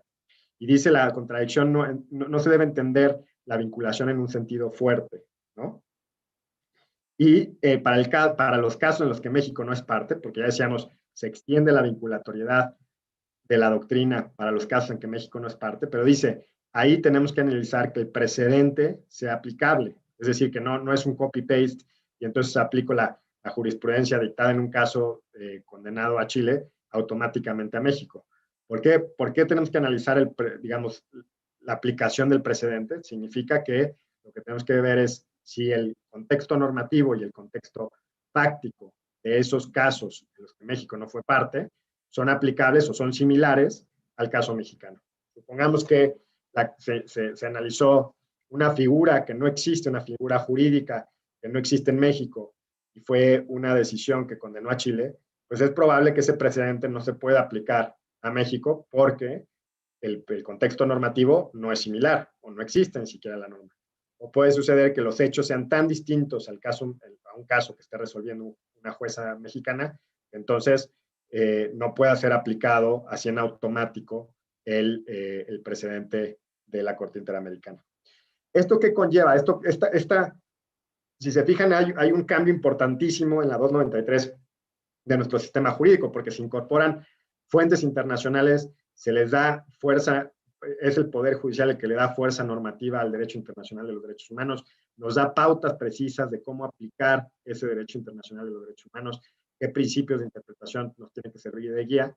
Y entonces, ¿qué es lo que implica? Que a partir de ese momento, todas las jueces del país y abogados y abogadas tenemos que conocer la jurisprudencia de la Corte Interamericana como una obligación, así como estamos obligados a conocer los precedentes de la Suprema Corte, de los tribunales colegiados, etcétera, pues estamos obligados a conocer también la jurisprudencia de la Corte Interamericana porque ya es fuente de derecho en México, así como la jurisprudencia mexicana de los órganos nacionales. Entonces, esto es muy relevante, ¿no? Obviamente, el grado de aplicabilidad y de incorporación de esas fuentes internacionales pues puede tener distintos grados, ¿no? Que es lo que autores como el juez Ferrer MacGregor de la Corte Interamericana de Derechos Humanos ha dicho, hay distintas intensidades con las que los tribunales nacionales van incorporando la jurisprudencia interamericana en sus propios países. Y él distingue fenómenos distintos de incorporación, ¿no? O sea, a pesar de que ya las Cortes Nacionales hayan dicho, a ver, la jurisprudencia de la Corte Interamericana es vinculante y nos den características y nos den reglas para la aplicación de esa jurisprudencia. Y si hay veces en las que las Cortes Nacionales lo que utilizan la jurisprudencia de la Corte Interamericana es más como un argumento de autoridad para abundar a lo que ya se concluyó o en complementario a lo que ya se concluyó. Es decir, yo hago mi argumentación en una sentencia, llego a mi conclusión y digo, y en abundancia, no hay que perder de vista que la Corte Interamericana ha dicho esto, ¿no? Entonces ahí la intensidad es leve, ¿no? de la incorporación de los criterios de la Corte Interamericana, porque lo estamos usando más como un argumento de autoridad para decir, miren, lo que dice la Corte Interamericana coincide con lo que yo estoy diciendo y lo utilizo como complemento a lo que ya estoy diciendo. Un segundo nivel que él identifica es la incorporación de pautas interpretativas, es decir, utilizo la interpretación no solo para complementar lo que yo ya concluí, sino para sustentar mi interpretación de un derecho fundamental. Supongamos que un juez o jueza nacional mexicana tiene ante sí un caso de libertad de expresión. Y para entender la libertad de expresión, no desarrolla un estudio, digamos, propio, autónomo, sino que utiliza las pautas interpretativas de la Corte Interamericana y dice, la Corte Interamericana ha dicho esto sobre la libertad de expresión y entonces yo concluyo esto, ¿no? Entonces ahí es una incorporación de las pautas interpretativas de un derecho humano directamente que sirven de sustento, no como complemento a lo que ya había concluido. Y después identifica un tercer caso de ya un desarrollo de un derecho constitucional común por los países, es decir, que van avanzando prácticamente con una misma interpretación, ¿no? Eso yo creo que, no sé si ni siquiera sea deseable, creo que es bienvenido el desacuerdo sobre la interpretación constitucional, incluso también a nivel de tribunales de última instancia, como pueden ser las Cortes Supremas, pero él identifica como la intensidad máxima, digamos, de la incorporación cuando ya hay la identificación de parámetros comunes en toda una región. Yo creo que eso, no sé si existe en algún caso en derecho fundamental, que podríamos decir ya todos los tribunales han adquirido la misma interpretación. Me parece que no. Hay matices, hay contextos, hay realidades y además hay diferencias en los órdenes jurídicos que no necesariamente lo permiten. Pero bueno, ok, pues hasta ahí tenemos la historia ya mexicana del control de convencionalidad, ¿no? Básicamente en dos etapas. La primera fue cómo dan cumplimiento al expediente, al caso Radilla, la sentencia de la Corte Interamericana de 2009. Ahí el primer paso fue el expediente Varios 912, y luego viene la contradicción de tesis 293, que viene a fijar definitivamente los parámetros para el control de convencionalidad en México. Cómo se lleva a cabo, cuáles son las características que tiene que tener la aplicación de este derecho de las convenciones, de la Convención Americana de Derechos Humanos, de la jurisprudencia de la Corte Interamericana por parte de los jueces nacionales. Y esto lo hace, lo reitero, lo dice bien, creo, la contradicción de tesis 293, es en una concepción de diálogo, de colaboración y cooperación, y que en caso de conflicto, de diferencias, el principio que nos rige es el principio pro persona, ¿no? El principio de aplico el criterio más protector para la interpretación de esos derechos. Obviamente el principio de pro persona no resuelve muchos, digamos, es un principio, ¿no? No es el inicio de la discusión, no es que uno pueda alegar el principio pro persona y entonces considera que siempre va a ganar el litigio, ¿no? Que parece que hay esa confusión. Simplemente un criterio, una pauta interpretativa, porque luego empezamos a discutir cuál es el criterio más beneficioso para cuál de las partes, ¿no? Pero como punto de partida es obligatorio entender que así se deben interpretar y aplicar las normas en materia de derechos humanos. Y que además van a ser complementadas por los métodos de interpretación que seguramente van a ver en el segundo módulo de este diplomado. Bueno, finalmente, antes de concluir mi charla y dar paso a las preguntas y respuestas, quería mencionar otros dos asuntos que son importantes en esta historia del control de convencionalidad en México, ¿no? Una es la contradicción 299 de 2013, resuelta el 14 de octubre de 2014 por el Pleno de la Suprema Corte. Y ahí la pregunta que se hizo la Suprema Corte es si se puede hacer control de convencionalidad de la jurisprudencia de la Suprema Corte. O sea, se puede analizar, se puede llevar a cabo control de convencionalidad de la jurisprudencia de la Suprema Corte. La Corte concluyó que no es posible por una cuestión de seguridad jurídica, ¿no? Porque al ser el máximo intérprete y último intérprete de la Constitución o de las normas legales, su jurisprudencia no puede ser sometida a control de convencionalidad. Y dijo, porque además existen otros mecanismos por los cuales se pueden plantear estas dudas. Por ejemplo, el procedimiento para la sustitución de jurisprudencia o a través de las facultades de atracción. Dice, en caso de que hubiera, supongamos, un juez o jueza nacional que identifica que la jurisprudencia de la Corte Mexicana no es, digamos, la más protectora de un derecho fundamental, pues lo que se puede solicitar es una sustitución de jurisprudencia y no hacer un control de convencionalidad, ¿no? En aras de garantizar la seguridad jurídica, de que haya un último intérprete del ordenamiento jurídico en el sistema jurídico mexicano. Y la otra sentencia que es muy importante, hay varias sentencias, pero que también es muy importante que revisen, es el amparo directo en revisión 1046-2012, resuelto el 16 de abril de 2015. Ahí es interesante también porque lo que se trató fue que un tribunal colegiado, en un amparo del cual estaba conociendo, en un amparo directo, se lleva a cabo el control difuso de una norma del Código Civil, de un artículo en 1916 del entonces Código Civil del Distrito Federal. Y lo que hace en un juicio de amparo es este tribunal decir, bueno, esta norma yo la considero inconvencional y la dejo de aplicar para la resolución del caso.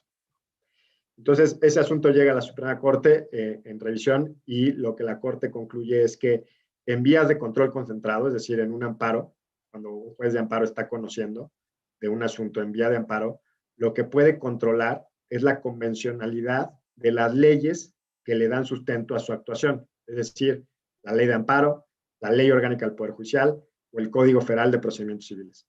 pero no puede controlar la convencionalidad de la norma, digamos, sustantiva que resuelve el litigio. En este caso era un litigio sobre negligencia médica y daños. Entonces se aplicaba por las instancias inferiores el Código Civil. Entonces, lo que no puede hacer es controlar la constitucionalidad del Código Civil o del Código Penal o del Código de Comercio por vía difusa. Sí lo podría hacer si se lo plantean a través de un amparo, ¿no? Porque para eso tiene su facultad de control constitucional. Lo que no puede hacer es que no se le haya planteado, supongamos, la inconstitucionalidad de la norma del Código Civil por vía de amparo y que lo haga a través de su control difuso. Solo puede plantear o solo puede llevar a cabo un tribunal colegiado el control difuso de las normas que que le dan sustento a su actuación o que aplica, digamos, en un juicio de amparo, que es la ley de amparo, la ley orgánica del Poder Judicial y el Código Federal de Procedimientos Civiles. ¿Por qué? La razón es porque dice la Suprema Corte en el amparo directo en revisión 1046, porque son las normas que le corresponde aplicar al tribunal colegiado. Las otras normas no le corresponden aplicarlas directamente, porque lo que hace no es revisar la aplicación del derecho sustantivo ordinario, digamos, del Código Civil, del Código Penal o del Código de Comercio, por poner algún ejemplo. Entonces, estas son otras etapas que se han ido desarrollando subsecuentes a la contradicción 293. Hay otros asuntos que también son relevantes, pero que en atención al tiempo, pues no puedo comentar, pero es importante que tengan en cuenta que esta historia, digamos, del control de convencionalidad dentro de México, de lo que ha hecho ya el Poder Judicial Federal, de cómo se aplicó, cómo se ha ido aplicando y definiendo, porque además esto, si tienen en cuenta, fue una mutación constitucional importantísima, cambió nuestro sistema de control constitucional, se hizo mixto, se instauró el control difuso. Obviamente iban a surgir preguntas y preguntas y preguntas que tenía que resolver la Suprema Corte para que esto se lleve a buen puerto, ¿no? Y lo importante es que ha ido resolviendo los asuntos y ha ido dando pautas de cómo aplicar esta nueva herramienta que es el control de convencionalidad, nueva entre paréntesis, porque ya tenemos pues 10 años del surgimiento del control de convencionalidad. Pues hasta aquí llego, entonces si quieren damos paso a preguntas y respuestas. Gracias. Antes que todo, quiero agradecer a nuestro conferencista la excelente exposición que nos ha impartido el día de hoy. Muchas gracias, doctor Miembro. Asimismo, reconocemos la entusiasta participación de nuestros usuarios que nos acompañan a través de medios electrónicos por la enorme cantidad de preguntas recibidas. Sin embargo, por el tiempo que tenemos, trataremos de desahogar las más posibles. A continuación, iniciamos la fase de preguntas y respuestas, permitiéndome leer 3 de las preguntas realizadas a través de medios digitales. Doctor, de acuerdo con su experiencia, ¿cuál es el mejor sistema para la defensa de la Constitución, el modelo europeo o el norteamericano? 2. ¿Cuál es el principal reto para garantizar el control difuso de convencionalidad que existe actualmente? 3. Algunos investigadores sostienen que el control de constitucionalidad y el control de convencionalidad forman un solo bloque, es decir, en conjunto. ¿Qué opinión le merece?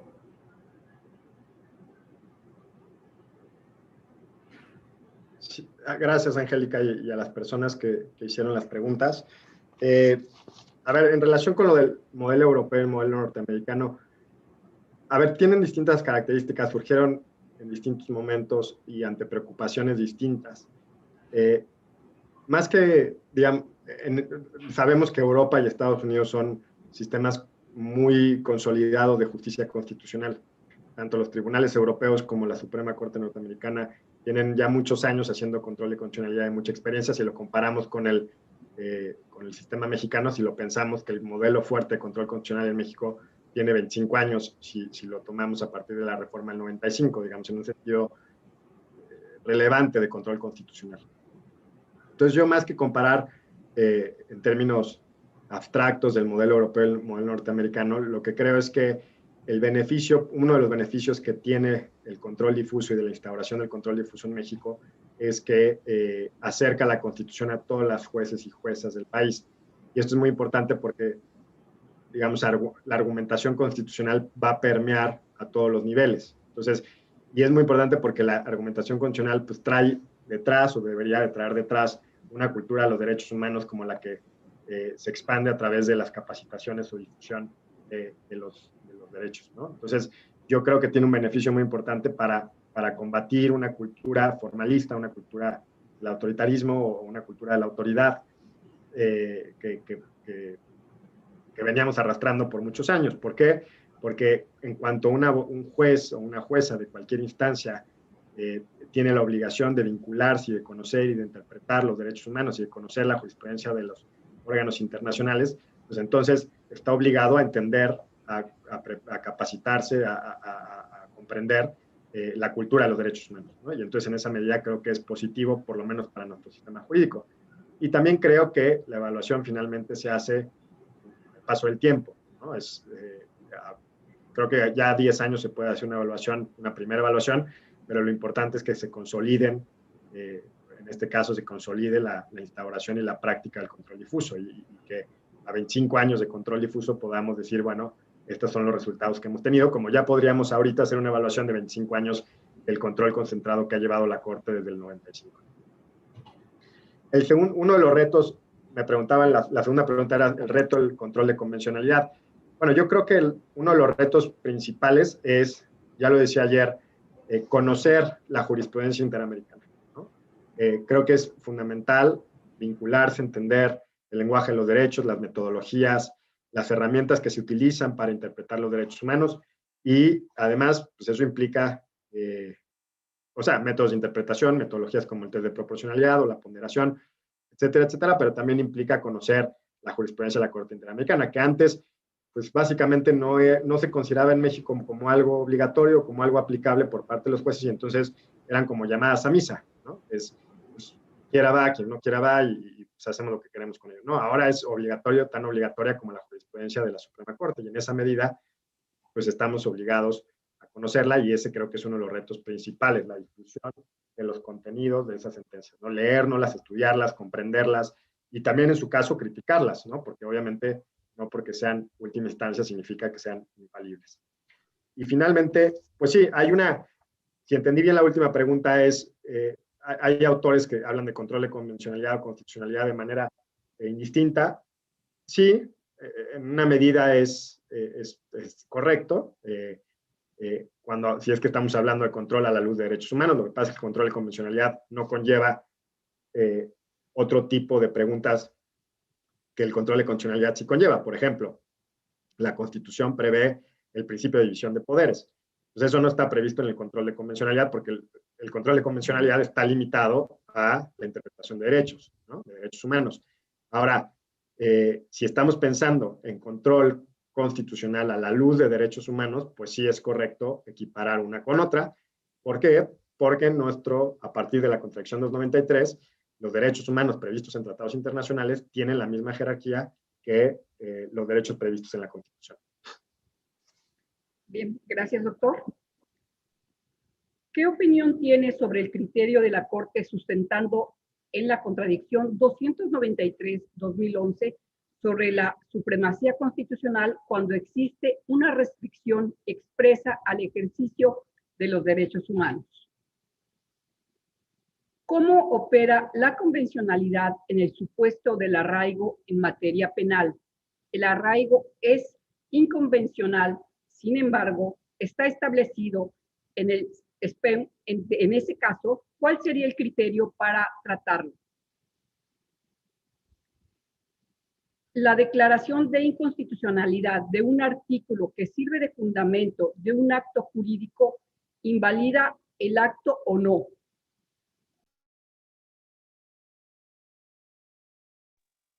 Sí, a ver, pues en el orden. El tema de las restricciones previstas, digamos, la cláusula que quedó, o esa excepción prevista en la Contradicción 293, de que tratándose de una excepción prevista constitucionalmente, esta prevalecía frente al derecho humano en un tratado internacional y que está vinculada con la segunda pregunta, que es el caso del arraigo, ¿no? Es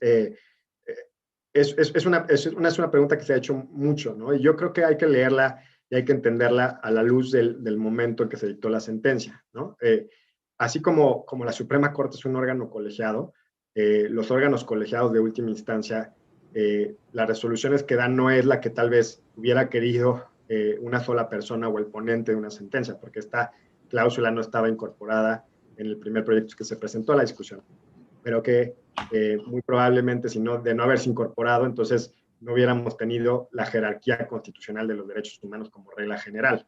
Entonces yo creo que cuando uno entiende que las cortes son órganos colegiados y no son unipersonales, digamos las cortes de última instancia, comprende que estas decisiones contienen distintos principios, distintas reglas, distintos principios que no necesariamente eran lo que uno desearía idealmente para esa decisión. Pero también que creo que hay que interpretar y hay que entender que las restricciones son y tienen que ser interpretadas de manera restrictiva, ¿no? Entonces, esa manera no es, si la discusión empieza ahí, no es que es una carta que saco, digo, es que esto se trata de una restricción y todo lo que yo encuentro y que considero que es una restricción, no. La discusión empieza para identificar si se trata o no de una restricción. Y segundo, si esa es la decisión mayoritaria del órgano colegiado, es cómo se interpreta. Y creo que ahí también hay un debate muy importante, es cómo se interpreta las restricciones que tienen que ser de manera más limitativa. Entonces, creo que ahí está la clave también en este tema de las restricciones. Y bueno, finalmente, el tema de la inconstitucionalidad. Sí, si una norma es declarada inconstitucional que conlleva el fundamento de un acto, pues sí, como consecuencia se tiene que declarar la inconstitucionalidad del acto, ¿no? Porque es el que da sustento, la norma legal es lo que da sustento a ese acto. Gracias, doctor. El control de convencionalidad siempre va a estar un paso atrás de la necesidad o exigencia de respeto a los derechos humanos. El amparo no es un mecanismo eficaz para cortar la brecha, pero no expedito para lo mismo.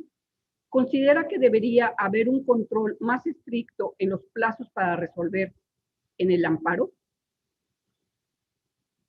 ¿Se puede llevar a cabo al mismo tiempo un control difuso constitucional y un control difuso de convencionalidad? Y por último, ¿considera que en México sería bueno que se incorpore un cuarto poder para llevar a cabo el control constitucional, como lo es en el modelo europeo? O sea, el control concentrado. Sí. ¿Por qué? No. ¿Por qué? ¿Qué motivos existen para que México no cuente con una corte constitucional? Sí, gracias por las preguntas, también muy interesantes. Empezaría por esta última. Yo no considero necesario la creación de un tribunal constitucional para llevar a cabo las funciones que ya lleva a cabo la Suprema Corte, ¿no? Creo que lo relevante es más bien la consolidación, el desarrollo de que se ha venido dando en el control o la agenda de derechos humanos que tiene alrededor de 10, 12 años, ¿no? Que creo que decía en la clase pasada que se puede demostrar por el aumento de las facultades de atracción de juicios de amparo en materia de derechos, que se nota claramente a partir de 2008. Entonces, ¿por qué? Porque la necesidad está creando, o sea, desde mi punto de vista, se crean instituciones con el fin de atender ciertas necesidades, ciertos objetivos, y creo que el objetivo del control constitucional ya se lleva a cabo por un órgano que tiene todas las facultades y todas las atribuciones que tendría ese mismo órgano. Entonces no veo la necesidad de estar creando órganos nada más por, digamos, adecuarnos al modelo puro de europeo, porque además creo que lo importante no es la pureza del modelo, ¿no? O sea, no es que creamos o adoptamos modelos de control constitucional con el fin de o seguir una moda o con el fin de ser puristas en eso, sino lo importante es que sean efectivos, ¿no? Que protejan derechos. Entonces, si el modelo empieza a generar decisiones de protectoras de derechos como las que estamos viendo desde hace 12 años para acá, muy interesantes, muy fuertes de derechos humanos de la Suprema Corte, entonces yo lo que considero es que pues ya es un buen camino andado y que no veo la necesidad de generar otro órgano para lograr lo mismo que ya está logrando. Segundo es, cuando hablamos de control difuso de constitucionalidad o convencionalidad, sí se puede llevar a cabo al mismo tiempo, ¿no? El punto es didáctico, digamos. ¿Por qué es convencional? Porque se hace a la luz de la convención, de los protocolos y de la jurisprudencia. Constitucional, porque es a la luz de la Constitución. Lo que pasa es que una vez que la convención, que los derechos humanos previstos en la convención tienen jerarquía constitucional, es decir, son texto constitucional, entonces les podemos llamar control constitucional de constitucionalidad, diagonal convencionalidad. Es nada más una cuestión de cómo lo llamamos, pero el ejercicio es el mismo, ¿no? El contraste es el mismo.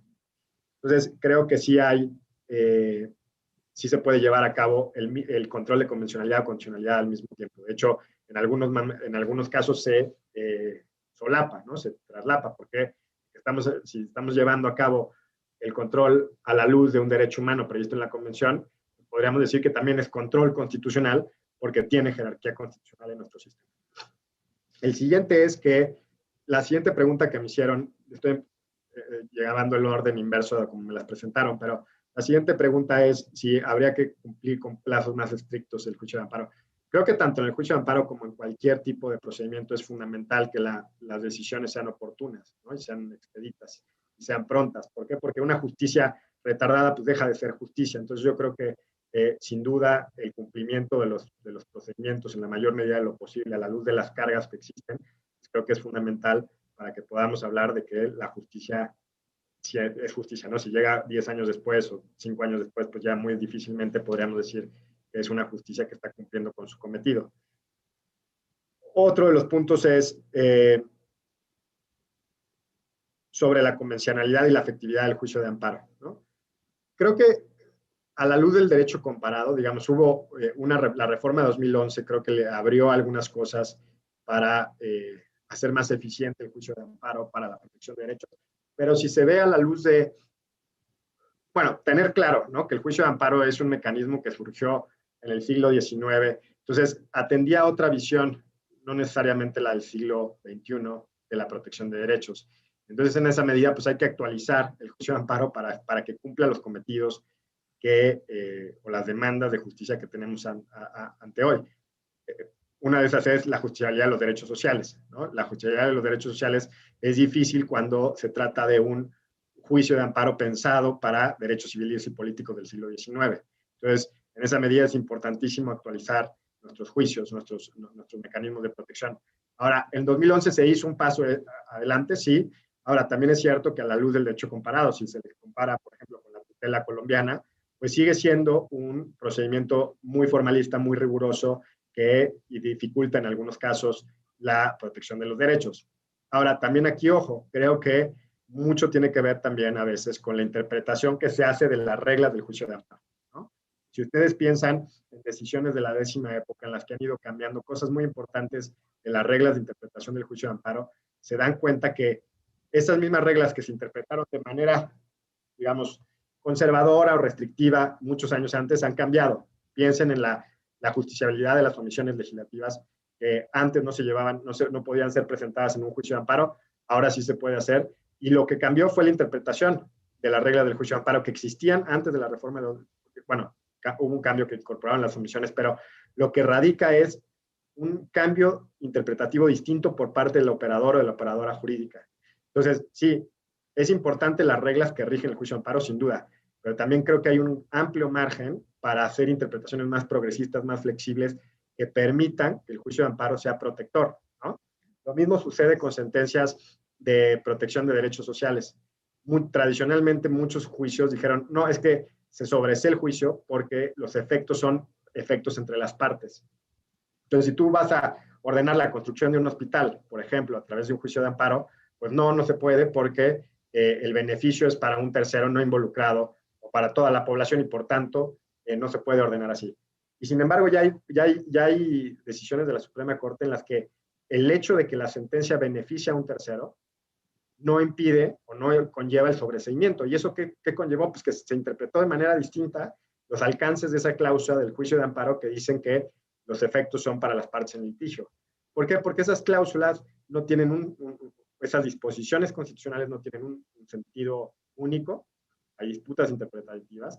Y segundo, van cambiando conforme los operadores y operadoras jurídicas cambian. Entonces, en esta medida, por eso decía, la difusión de la cultura de los derechos humanos es importantísimo porque conlleva distintas formas de interpretar el derecho, entre ellas procedimientos constitucionales, que los hacen más flexibles. Y que entonces a veces la clave no está en estar esperando que haya una reforma legal para lograr lo que podemos hacer con esas mismas disposiciones si es que las interpretamos de una manera más progresista, más flexible, pensando en facilitar el acceso a la justicia y no impedirlo. Gracias, doctor. ¿Considera usted que el hecho de que México esté sometido a respetar las jurisprudencias vinculantes emitidas por un tribunal supranacional vulnera o violenta la soberanía del país? Otra pregunta. Respecto del modelo de supremacía parlamentaria, ¿resulta correcto que la Suprema Corte se sobreponga a la voluntad del legislativo? Y por último, ¿considera que la Declaratoria General de Inconstitucionalidad en México se acerca más a un modelo débil de constitucionalidad? Serían las tres preguntas, doctor. Angélica, ¿me puedes repetir la última pregunta, por favor? Sí. ¿Considera que la Declaratoria General de Inconstitucionalidad en México se acerca más a un modelo débil de constitucionalidad?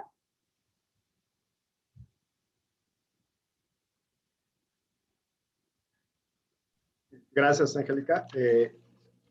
A ver, el tema de la soberanía nacional, no creo que se vea vulnerada la soberanía nacional porque se lleve a cabo un control de convencionalidad o porque tengamos que aplicar convenciones. Creo que el Estado en el ejercicio de su soberanía es el que se autolimita, se restringe para, por un lado, suscribir esa convención, suscribir la jurisdicción de la Corte Interamericana y para aceptar la vinculatoriedad de la interpretación de la propia Corte, ¿no? Eso, entonces, para mí no es un tema de afectación a la soberanía. Otra pregunta sería si es conveniente que esa interpretación sea aplicada críticamente. Creo que no. Creo que ahí está bien lo que dice la contradicción 293 cuando dice no es un ejercicio acrítico.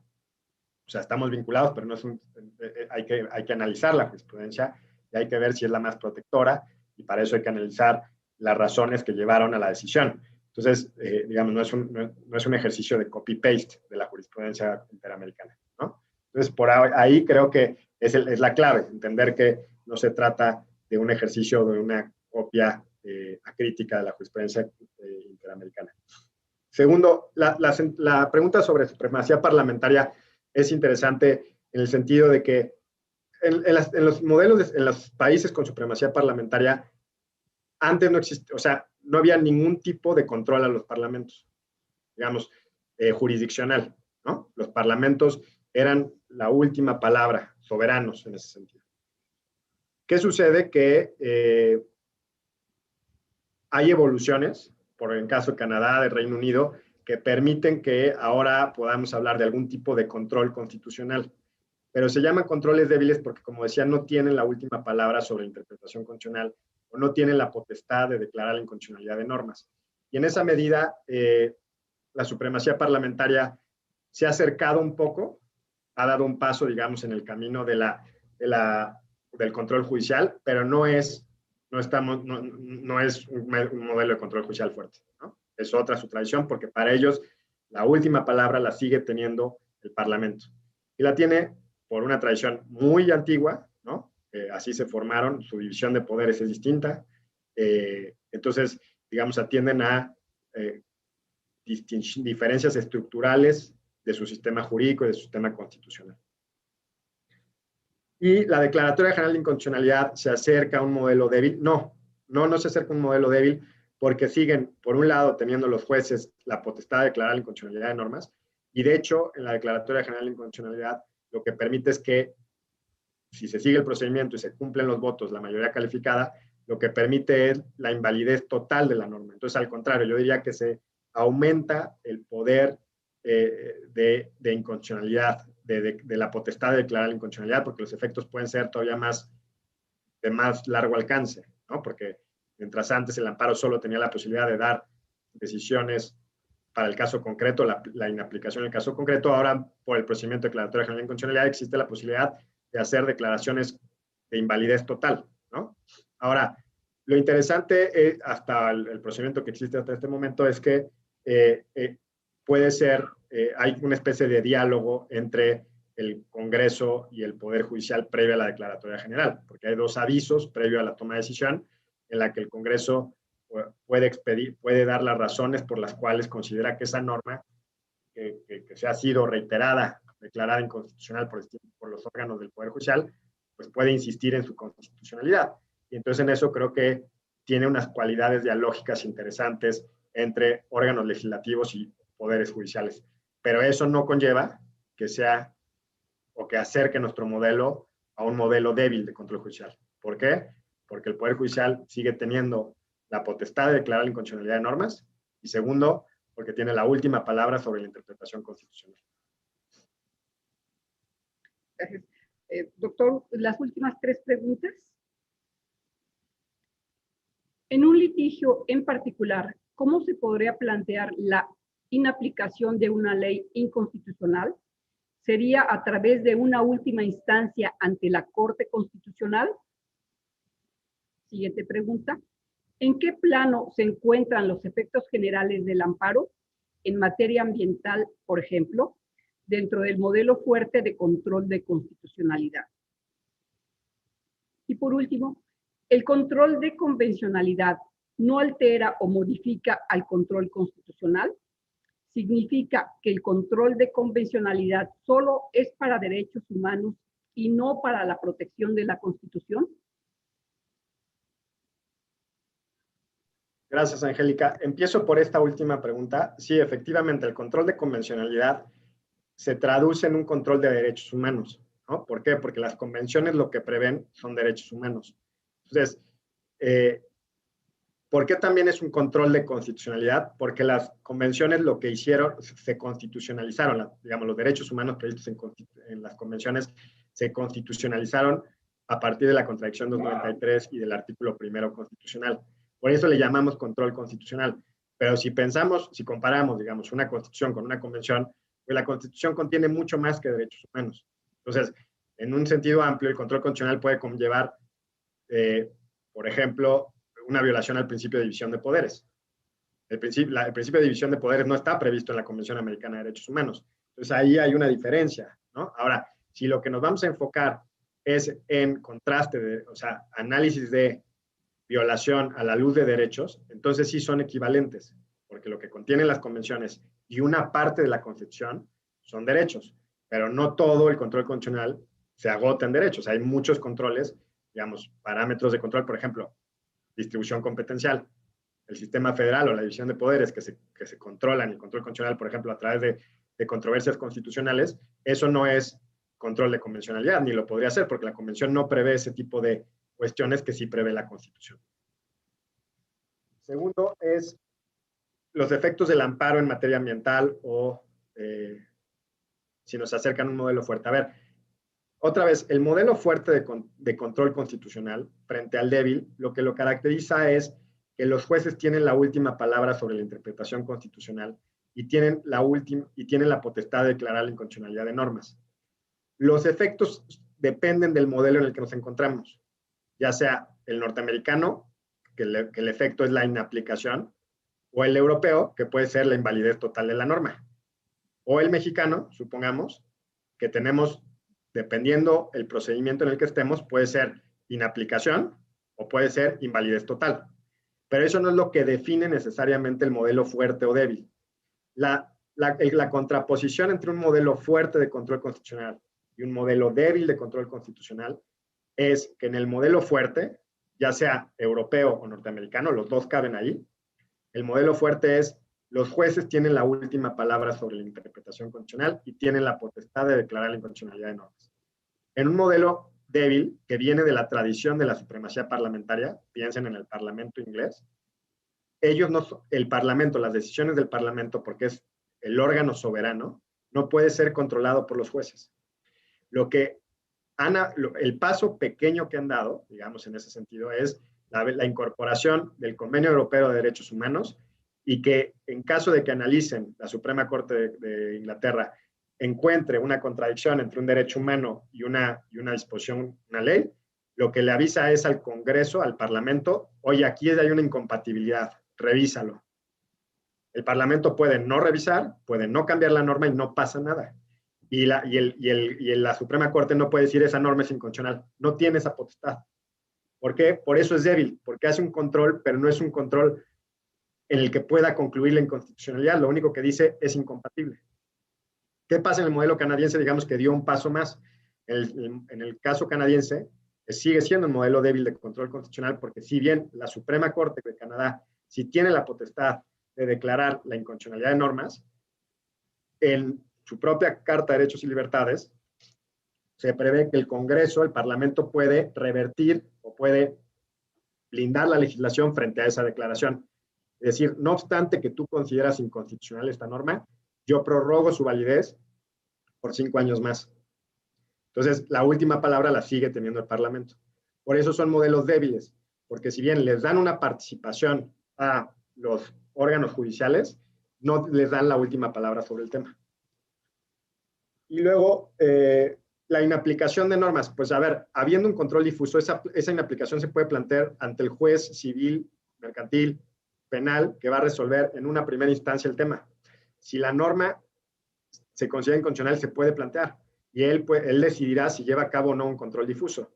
No tiene que si no lo lleva a cabo, no lo tiene que justificar a detalle, simplemente decir, no consideré que fuera una norma inconstitucional y con eso basta.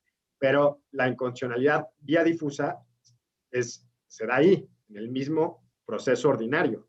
No hay que esperar hasta que tengamos la oportunidad de plantear un juicio de amparo. También puede suceder que no se plantea en la primera instancia en el juicio ordinario y uno se espera hasta plantear su amparo y ahí plantear ya su inconstitucionalidad en vía directa, en el amparo, por ejemplo, ¿no? Pero podría argumentarse, digamos, desde un primer momento de que se lleve a cabo el control difuso. Eso podría suceder. Gracias, doctor. Muchas gracias, Angélica. Gracias. Previo a dar por concluida la sesión de esta tarde, en nombre de la Suprema Corte de Justicia de la Nación, así como del maestro Héctor Paniagua Robles, director general de Casas de la Cultura Jurídica, agradecemos al doctor Roberto Niembro Ortega su valiosa colaboración y aporte en esta conferencia. Recordándoles que la siguiente sesión del diplomado se llevará a cabo el próximo martes 23 de febrero con la participación del maestro Miguel Óscar Casillas Sandoval, secretario de Estudio y Cuenta en la Coordinación General de Asesores de la Presidencia de la Suprema Corte, quien expondrá los temas relacionados con el módulo segundo, nociones mínimas sobre interpretación y argumentación. En la plataforma encontrarán el vínculo de acceso a esta nueva transmisión. Finalmente, externamos nuestros agradecimientos al personal de la Dirección General y de Casas de la Cultura Jurídica por el apoyo brindado, pero sobre todo le agradecemos a nuestros usuarios por acompañarnos en esta sesión, cuya presencia y participación nos recuerdan que el conocimiento no está en cuarentena. Muchas gracias. Gracias, doctor. Gracias, Angélica, a todos y todas. Gracias. Gracias.